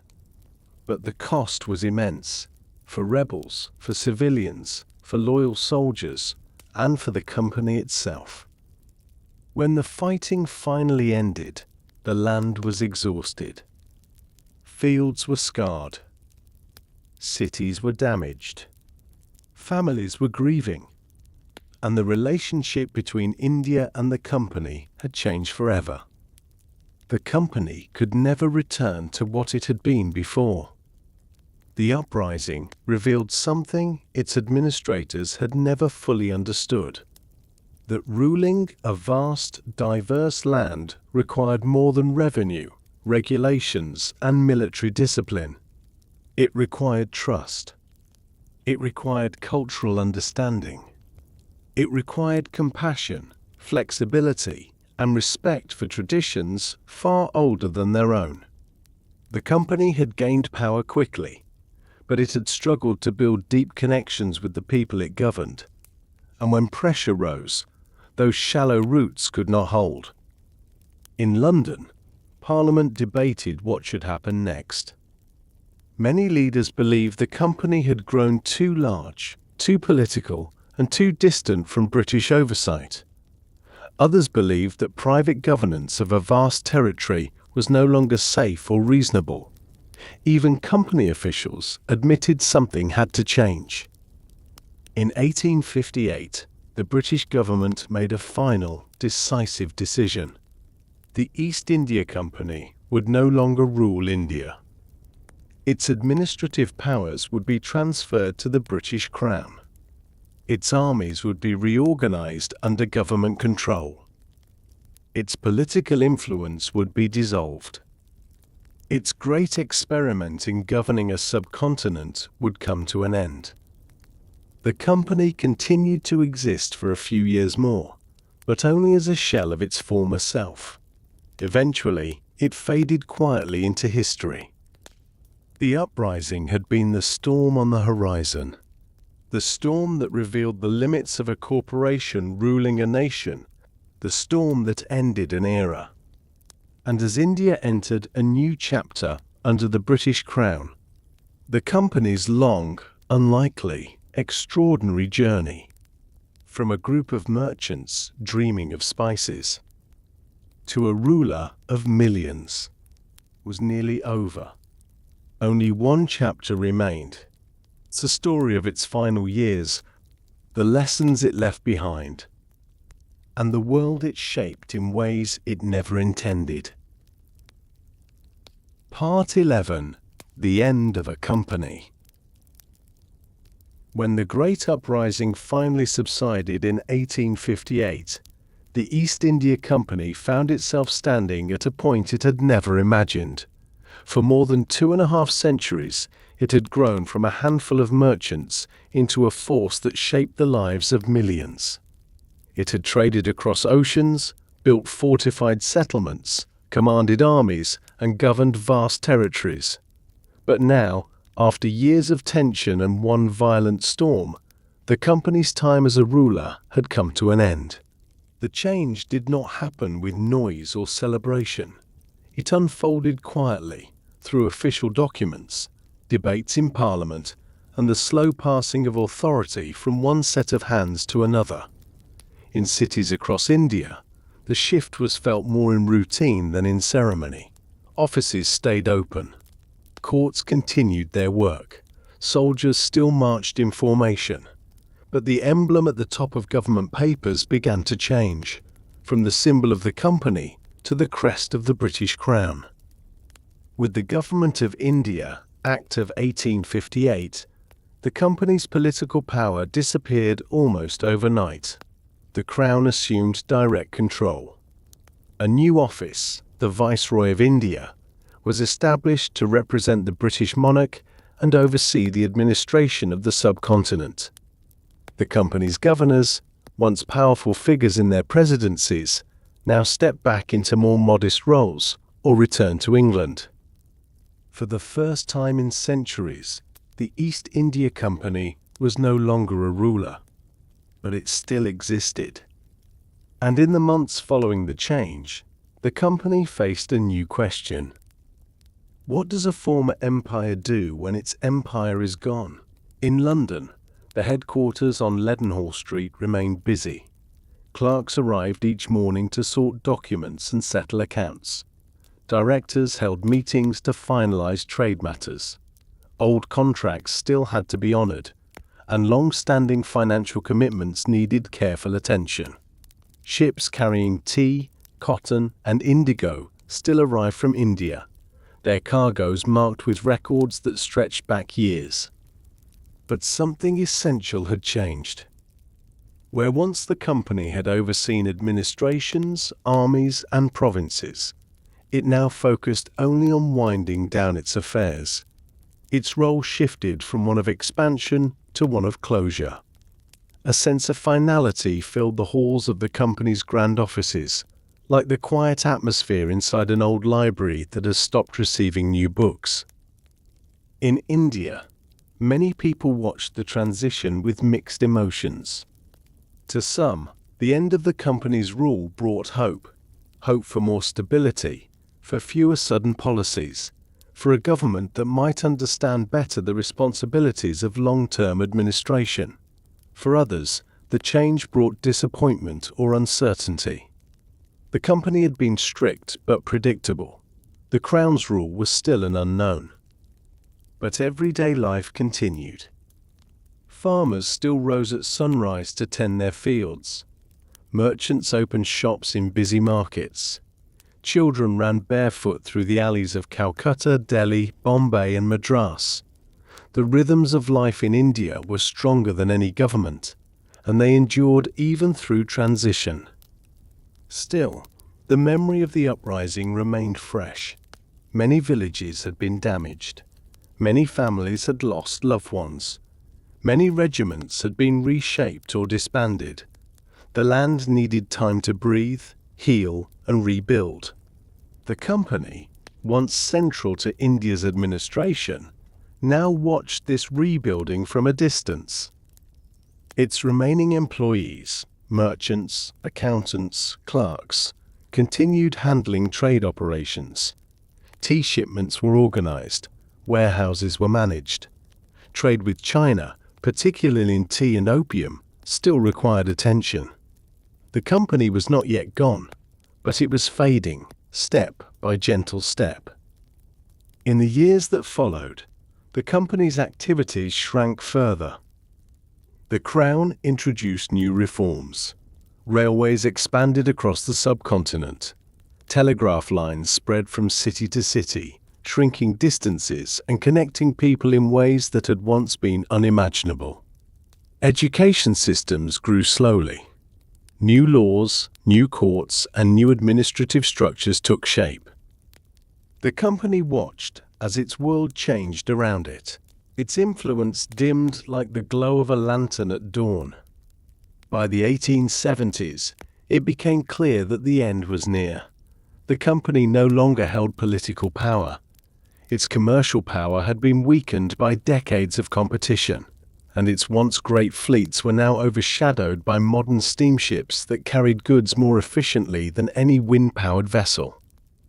On a quiet day in 1874, after 274 years of existence, the East India Company was formally dissolved. There were no grand ceremonies. No crowds gathered. No songs marked the moment. The company ended as it had begun, quietly, through signatures and documents. Its seal, once pressed onto treaties with emperors and kings, was placed into storage. Its offices emptied, their long corridors filled only with footsteps of clerks gathering their belongings. Its ledgers, once thick with accounts from across the world, were closed and archived, and the company became a memory. Yet its influence did not disappear. It lived on in the shape of modern India's administration, in the maps drawn during its rule, in the railways and legal systems that emerged from its structure, in the stories told in villages that had once existed under its shadow, and in the long, complex relationship between India and Britain that followed. In England, people looked back on the company with a mixture of admiration and unease. Some celebrated its achievements, its trade, its exploration, its role in expanding global commerce. Others criticized its mistakes, its harsh policies, and the suffering that occurred under its watch. Most saw it as an extraordinary story, a corporation that had somehow become a ruler, a merchant house that had taken on the responsibilities of an empire. In India, the memory was even more complex. For some, the company had brought stability and structure. For others, it had brought hardship, misunderstanding, and loss. For many, it was simply a part of history, one chapter among many in a land shaped by ancient dynasties, rich cultures, and deep traditions. And for historians, it became a reminder of how power can grow unexpectedly, of how small ambitions can become vast responsibilities, of how a company, born from the dreams of merchants seeking spices, could rise to control a subcontinent, and then fade again, leaving behind lessons that would echo long into the future. As the company disappeared into history, its story remained, gentle and complex, like a long river that winds through many landscapes before finally reaching the sea. The river had flowed from London to Surat, from Calcutta to Delhi, from trade to rule, and from rule back into memory. It had brought prosperity, conflict, change, and reflection. And in its final moments, it reminded the world that no power, however unusual, however vast, lasts forever. The East India Company was gone, but the world it helped shape continued to move, grow, and change. A new chapter had begun, written not by merchants, but by nations. And the quiet echo of the company's long journey remained, stretching softly across time. Part 12. The Legacy of a Company. When the East India Company finally disappeared into the quiet of 1874, it left behind something far more complex than empty offices and sealed ledgers.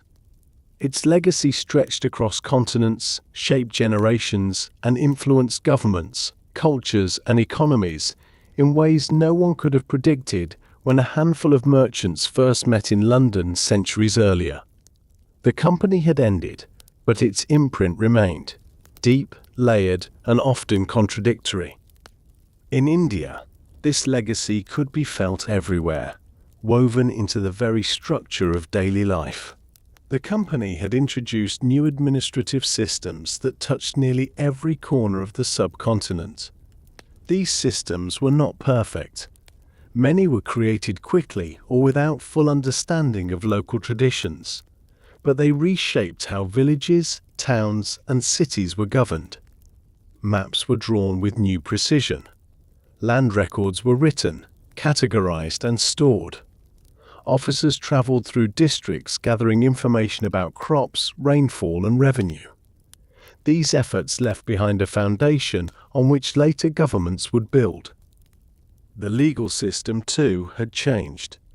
Before the company, India's justice systems had been guided by local customs, religious laws, and decisions from community councils. The company introduced new courts, written codes, and more formal procedures. These systems were often difficult for ordinary people to understand, and sometimes they replaced processes that had been in place for centuries. Yet over time, many elements of the company's legal frameworks became part of modern India's judiciary, a structure that still blends old traditions with newer forms of justice. Railways, telegraph lines, and modern roads also formed part of this legacy. In the early 1800s, the company began supporting the construction of rail networks to move goods and soldiers more efficiently. These iron tracks, stretching across long distances, eventually connected regions that had once been separated by days of travel. Towns grew around train stations, trade flowed more freely. Ideas, people, and cultures moved between places with greater speed. The telegraph lines, thin wires running across open fields and riverbanks, allowed messages to travel in hours rather than weeks. These technologies changed how people lived, how they worked, and how they imagined their place in a wider world. But not all aspects of the company's legacy were as visible or structural. Many could be found in memory, quiet, personal, and emotional. Families in India carried stories of how life had changed under company rule. Some spoke of opportunity, new schools, new markets, new connections. Others spoke of hardship, high taxes, land disputes, wars, and the upheaval of the 1857 uprising. For some, the company's presence had been distant, a force felt only through the collecting of revenue or the passing of soldiers. For others, it had been close and immediate, shaping the fate of their village or the path of their lives. The company's armies left their own legacy. The sepoy regiments, composed of Indian soldiers trained in European styles of warfare, became the foundation of the modern Indian Army. Discipline, drills, formations, and military structures introduced during the company's rule continued long after its end. Many military families traced their service back to ancestors who had marched under company banners. In England, the company's legacy took a different shape. For generations, the company had influenced English society in subtle and powerful ways. Cargoes of tea, spices, textiles, and opium had transformed the economy. English households drank tea every day, a habit the company had popularized so thoroughly that it became a cultural symbol. The wealth generated by company trade helped build grand homes, fund new businesses, and shape financial institutions. But the company's legacy in England was not only economic, it was also moral. As years passed, people began to question the idea of a private corporation ruling a nation. Writers, politicians, and thinkers debated whether the company had acted ethically, whether its policies had caused suffering, whether its governance had been fair or flawed. These debates shaped new ideas about accountability, governance, and the limits of corporate power. Parliament's decision to end the company's political rule marked one of the earliest examples of a government stepping in to prevent a corporation from becoming too powerful. In this way, the company's story influenced both colonial and economic history. It became a lesson studied by future generations, a reminder that ambition, if left unbalanced by understanding or responsibility, can lead to unexpected outcomes.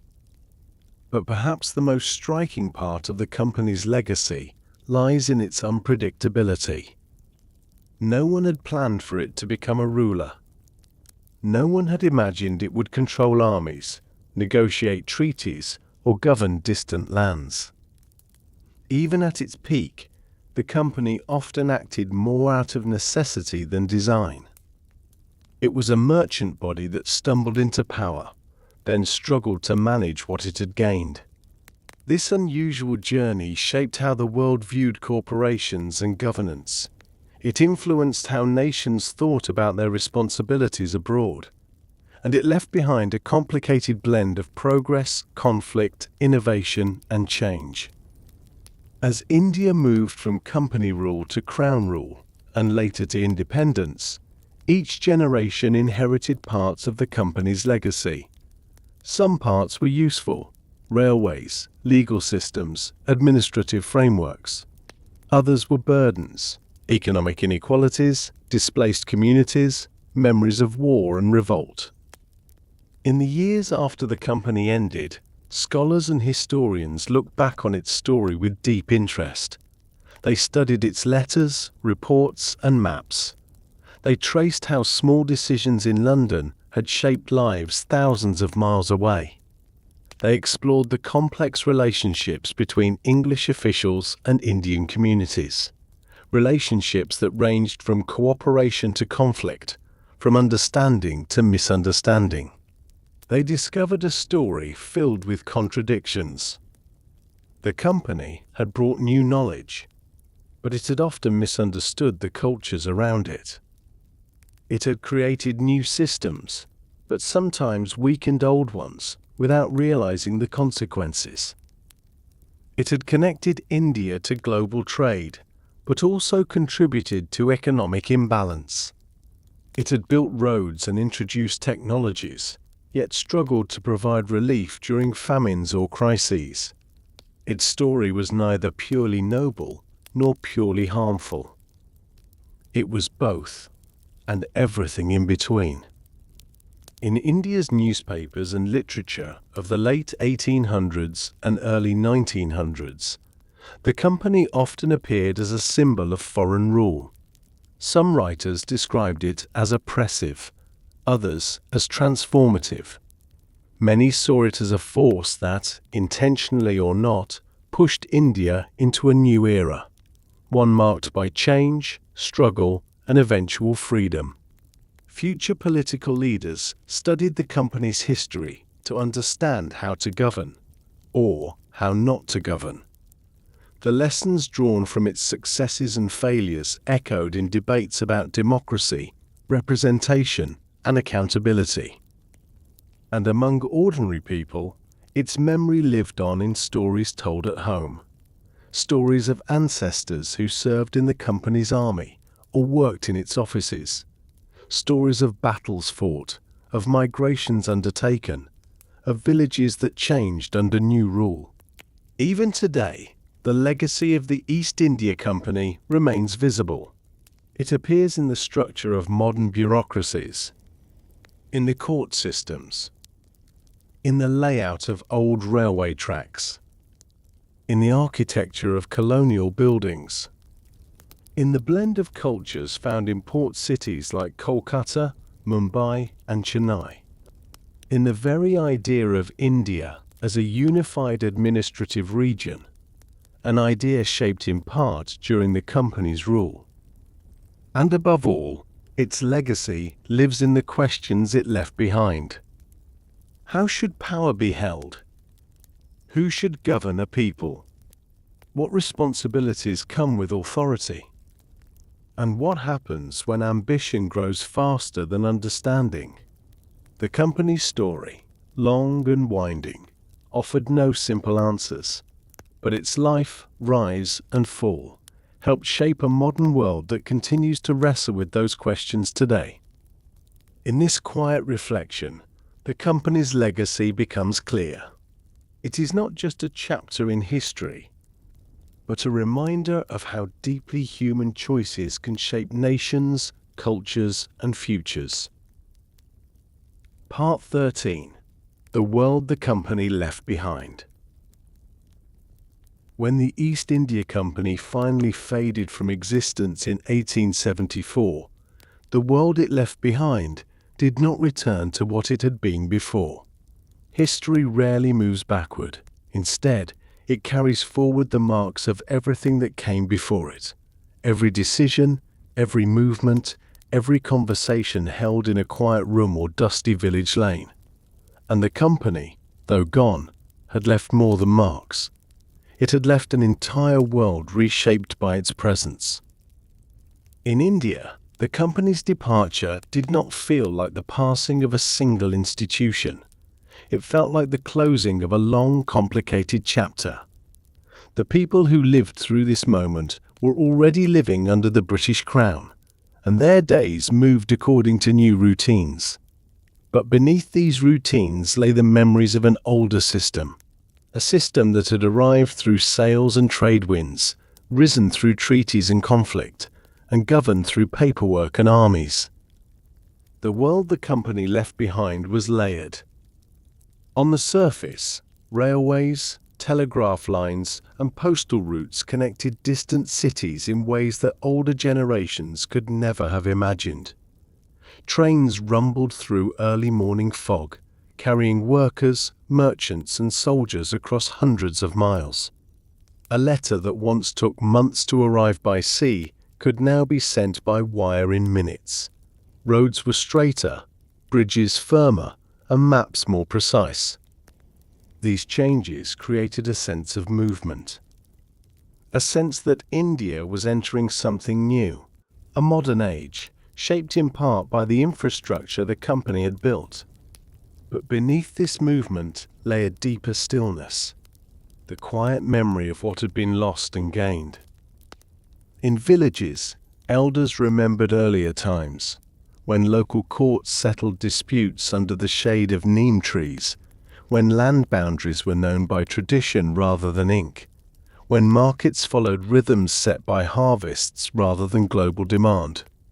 They remembered the gradual arrival of new officials, new taxes, new laws, and new expectations. Some remembered confusion, others remembered cooperation, many remembered both. Young people growing up after 1857 inherited a different world, a world where English education spread slowly through schools in towns and cities, where textbooks included accounts of distant lands, where some Indian scholars translated works of Shakespeare alongside ancient Sanskrit texts. The company had not planned to reshape education in India, but its influence had opened doors to new languages and ideas. Indian intellectuals began reading European philosophy, modern science, and political theory. These ideas blended with long-standing Indian debates about society, justice, and freedom. From this blend, new thinkers emerged, scholars, reformers, and leaders who would one day challenge the very idea of colonial rule. In the cities, the company's legacy appeared in architecture. Government buildings with high columns stood beside old Mughal structures.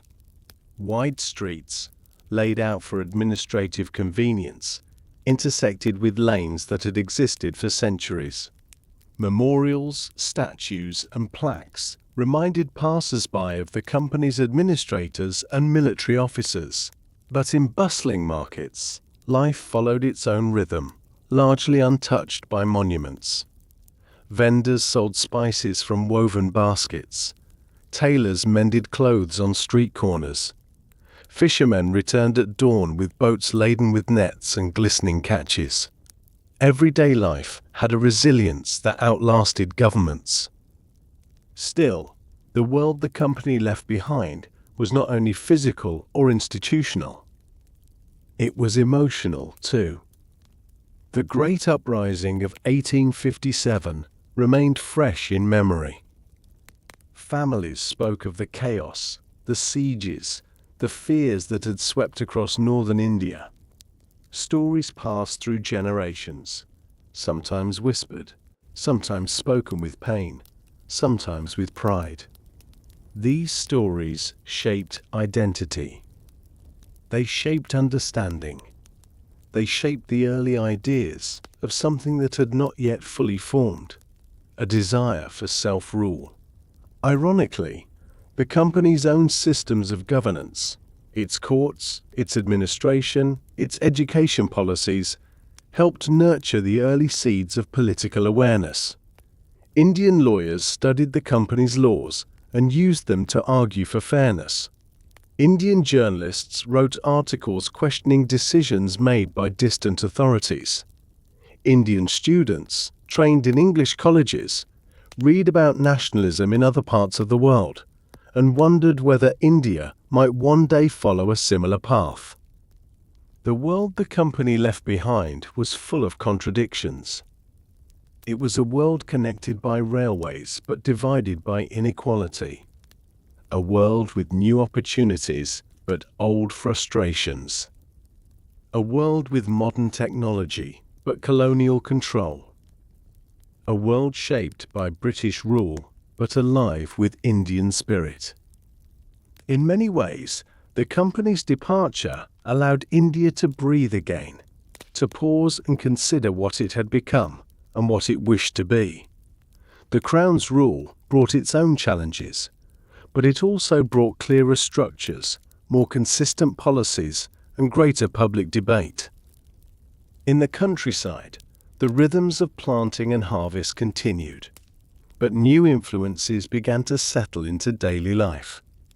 Indian farmers now grew crops not only for local markets, but also for global trade: cotton for distant mills, indigo for distant dye houses. This connection offered opportunity, but also vulnerability. A poor harvest or a drop in foreign demand could disrupt entire communities. In the cities, a new class of Indian professionals emerged: teachers, engineers, lawyers, and merchants. Many worked within the Crown's administrative framework. Others began forming early political groups, discussing rights, representation, and justice. These discussions were calm at first, polite and careful, held in meeting halls or printed in newspapers. But they carried a quiet energy that would grow in the decades to come.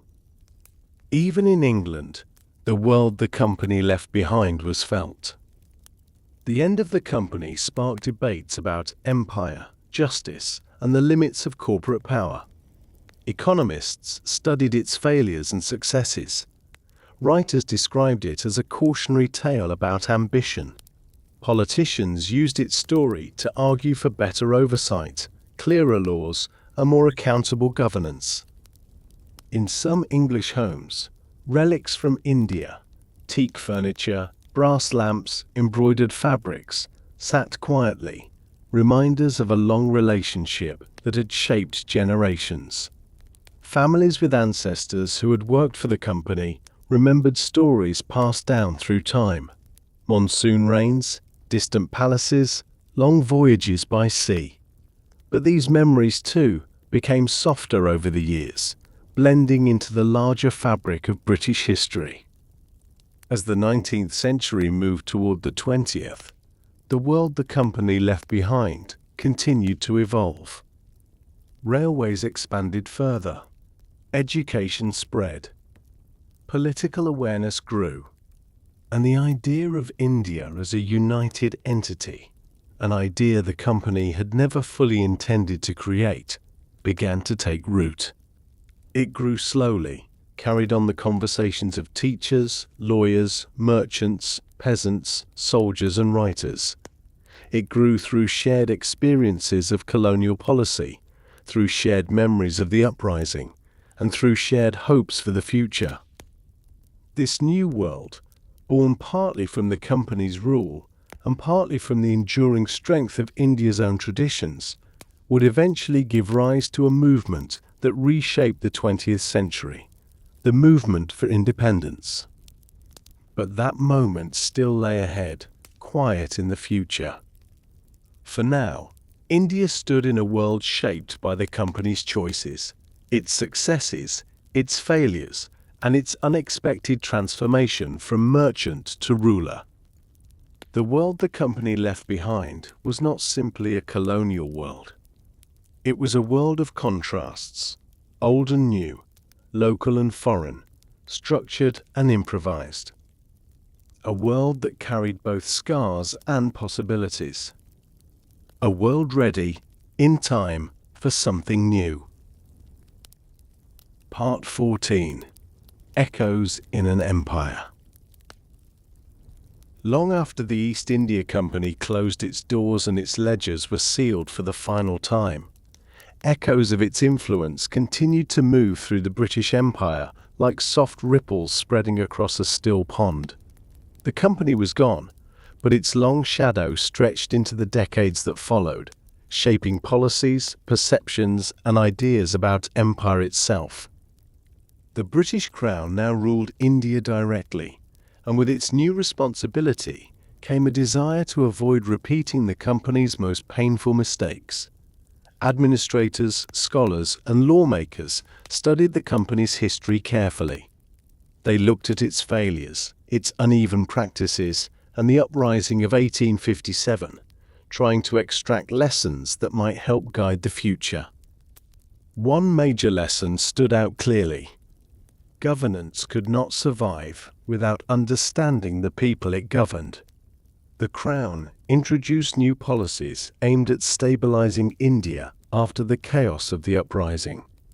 Some of these policies focused on infrastructure, expanding railways, improving irrigation systems, strengthening communication networks. Others focused on administration, attempting to create clearer rules and more predictable systems. But the Crown also recognized something deeper, that the emotional wounds of the uprising had not yet healed.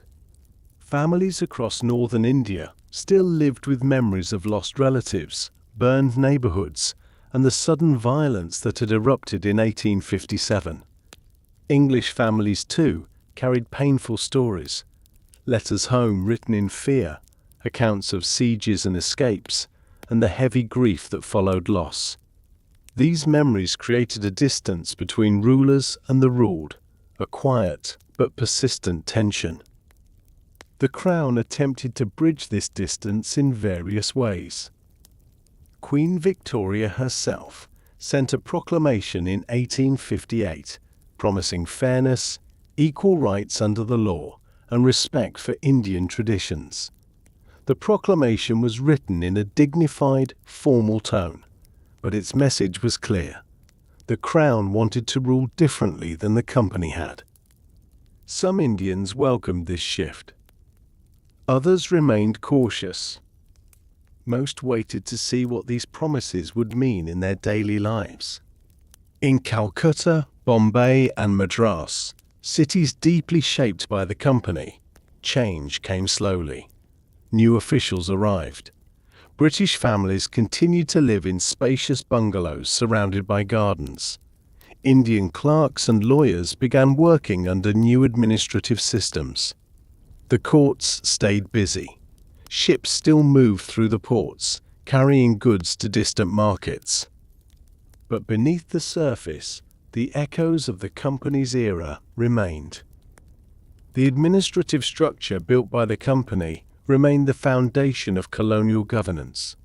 Departments, districts, courts, and revenue systems still followed patterns set decades earlier. Even many of the British officers who now served the Crown had once been trained under the company's methods. In villages, some people noticed little difference. Taxes were still collected. Land records were still maintained. Officials still traveled from town to town, inspecting fields and listening to disputes. But there were subtler echoes too. Echoes that lived in the shifting relationships between communities and the state. The company's long rule had changed how people saw authority. It had centralized power that had once been spread across local rulers. It had introduced structures that did not always fit comfortably with India's older social fabric. It had altered trade patterns and changed how wealth moved across regions. When the Crown inherited this system, it inherited its complexities as well. British officials often travelled with thick notebooks filled with instructions and guidelines. They walked through fields, examined irrigation canals, visited schools, and spoke with landowners. Many tried to rule fairly. Some were inspired idealists. Others were ambitious or indifferent. But all of them worked in a system still echoing with the company's influence. These echoes reached far beyond administration. They shaped the very idea of empire. Before the company's rise, the British Empire had not seen anything like India, a vast, diverse land ruled not by a king but by a corporation. The company's unusual role had reshaped Britain's understanding of what it meant to govern overseas territories. When the Crown took control, it brought these ideas with it, using India as the centerpiece of its imperial ambitions. In London, India became a subject of constant discussion. Parliamentary debates referenced it frequently. Newspapers printed stories from Calcutta, Delhi, and Lahore. Writers produced novels, essays, and travel accounts filled with descriptions of Indian landscapes, architecture, and customs. To many Britons, India became a symbol, a place of wealth, responsibility, challenge, and fascination. Buildings in London reflected this fascination. Museums, collections, gardens, and the occasional monuments that hinted at an empire stretching across oceans. But the echoes of the company's era also shaped something unexpected: the beginnings of political awareness and unity within India itself. During the company's rule, the subcontinent had been divided into regions governed by different rulers, each with its own history, traditions, and systems. The company's administrative framework had unintentionally brought many of these regions under a single umbrella: one set of laws, one revenue system, one overarching authority. When the Crown inherited this structure, the idea of India as a single political unit became even stronger. People from distant regions began encountering one another through schools, colleges, railways, and government institutions. Lawyers in Bombay read court decisions from Allahabad. Teachers in Calcutta read textbooks written in Madras. Merchants travelled across provinces connected by the same railway lines the company had once begun. These connections, fragile at first, gradually grew into something more. In 1885, roughly a decade after the company's final dissolution, a group of Indian professionals formed the Indian National Congress in Bombay. It began as a forum for discussion, inviting Indians to express concerns and propose reforms. Its early meetings were calm, polite, and rooted in British ideas of debate and representation. But over time, the Congress would transform into something far more powerful: a movement that reshaped the future of an entire nation. This growth was part of the company's long echo. The administrative unification the company had started, the English education system it had supported, the political consciousness it had unintentionally awakened. All of these shaped early Indian nationalism. The Crown attempted to manage this growing political awareness with reforms, councils, and limited representation. But the conversation had already begun in ways that could not be easily controlled. Across the subcontinent, people began to speak not only of taxes or land, but of broader ideas: justice, representation, identity, and self-rule.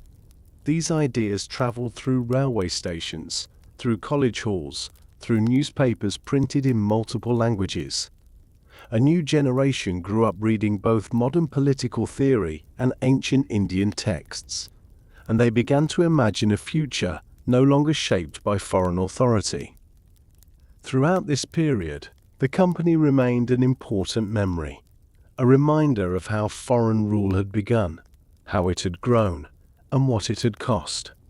For some, the company symbolized injustice and exploitation. For others, it symbolized modernization, connection, and opportunity. For many, it symbolized complexity, a long, winding relationship between two worlds. By the early 20th century, even as the Crown maintained control, the momentum toward independence had begun to gather. Indian leaders spoke openly of autonomy. Public meetings filled town squares.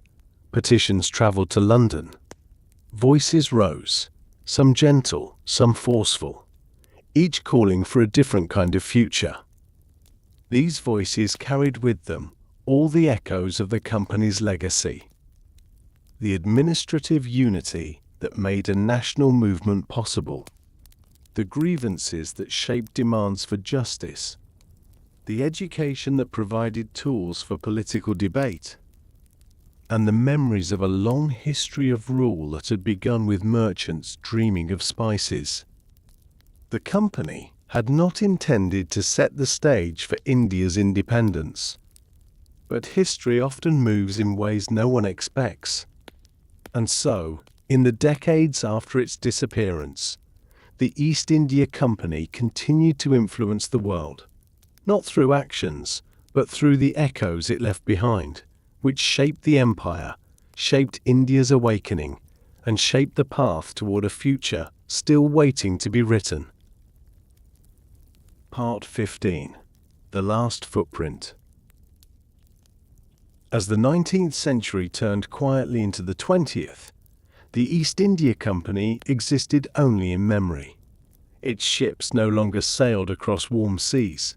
Its officers no longer walked through the courtyards of Calcutta. Its army, once disciplined and vast, had been absorbed into the structures of crown rule. But even though the company itself had vanished, the story it began continued to shape the world in ways few could have imagined when it first launched its tiny fleet from the Thames more than 200 years earlier. What remained of the company was not a building or a document. What remained was something softer, more enduring. A footprint pressed gently into the soil of history. This footprint could be found in the structures that organized India's administration. It could be seen in the lines of old railways stretching across plains and mountains. It could be felt in the legal codes that shaped early courtrooms. It could be observed in the rhythm of ports, where the movements of goods and ships still followed patterns the company had once set. It lived in memories, in stories whispered by grandparents, in archives read by scholars, and in the quiet corners of museums where faded maps stood behind glass. But the company's last footprint was not simply a mark on institutions. It was a mark on people, on identities, on connections, and on the future. In India, generations born after the company's fall were raised in a world deeply influenced by its long presence. English-language schools now stood beside traditional learning centers. Newspapers in multiple languages carried debates about rights, justice, and representation. Trade flowed more widely, connecting villages to distant ports and creating new opportunities for workers, merchants, and artisans. This blending of old and new created a generation unlike any that had come before it. A generation comfortable walking between two worlds, understanding ancient traditions, yet speaking the language introduced by foreign rulers, studying local epics in the morning and British law in the afternoon. These young people inherited a world that the company had reshaped, often unintentionally. They learned to navigate two identities at once. And from this mixture, something powerful emerged. A quiet idea. A simple idea. But one that had the strength to change the world. The idea that India deserved to govern itself. This idea did not appear suddenly. It grew slowly, like a young tree finding its roots, nourished by decades of debate, education, and shared experience. When people gathered in town halls or under the shade of banyan trees, they no longer asked only about taxes or local disputes. They asked larger questions, questions about participation, fairness, and the right to shape their own lives. Teachers encouraged these conversations. Journalists wrote articles that carried these ideas far beyond major cities. Lawyers argued cases that pushed for greater rights under the law.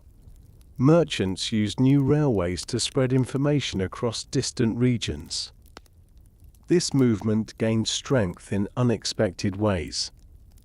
The administrative unity the company had created now meant that people from different regions could unite behind common goals.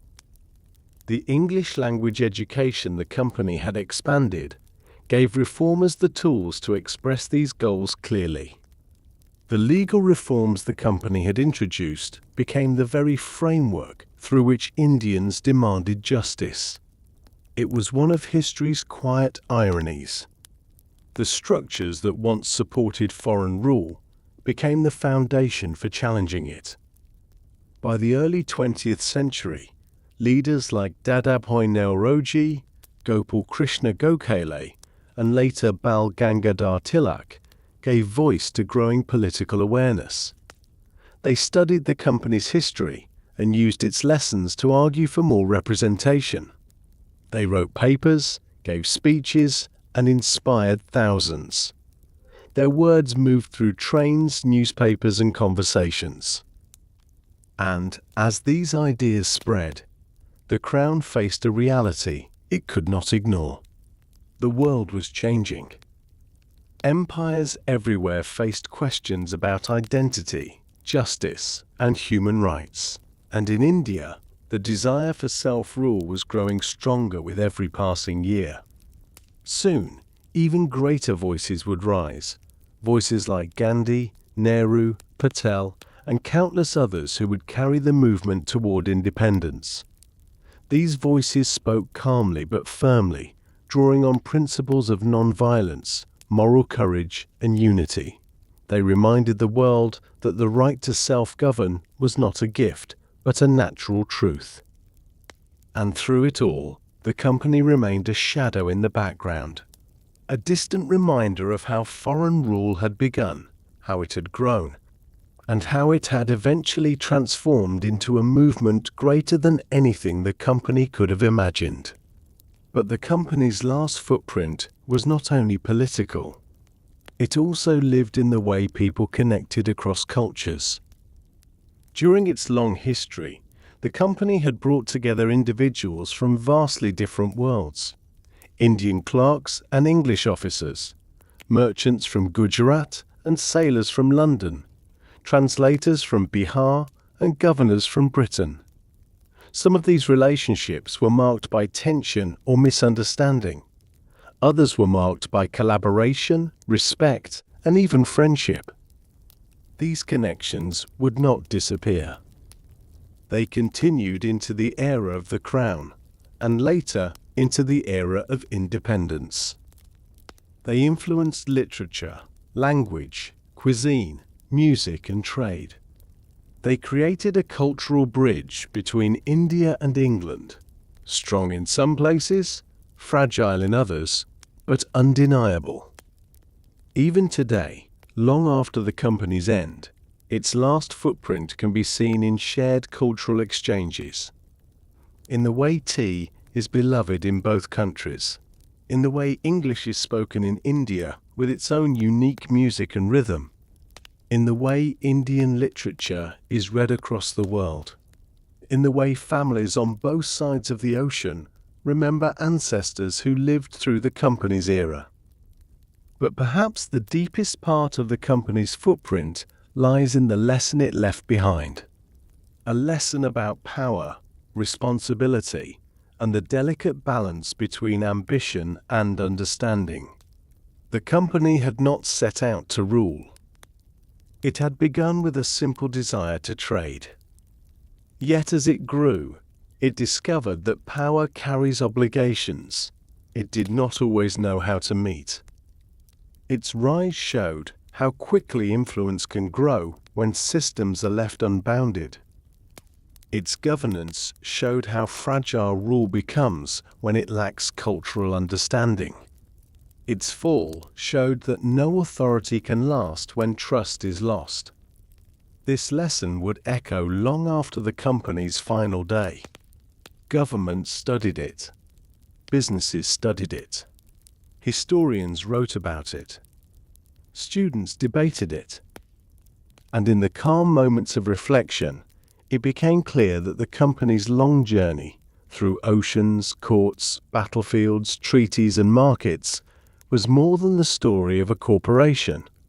It was the story of how human choices shape the world.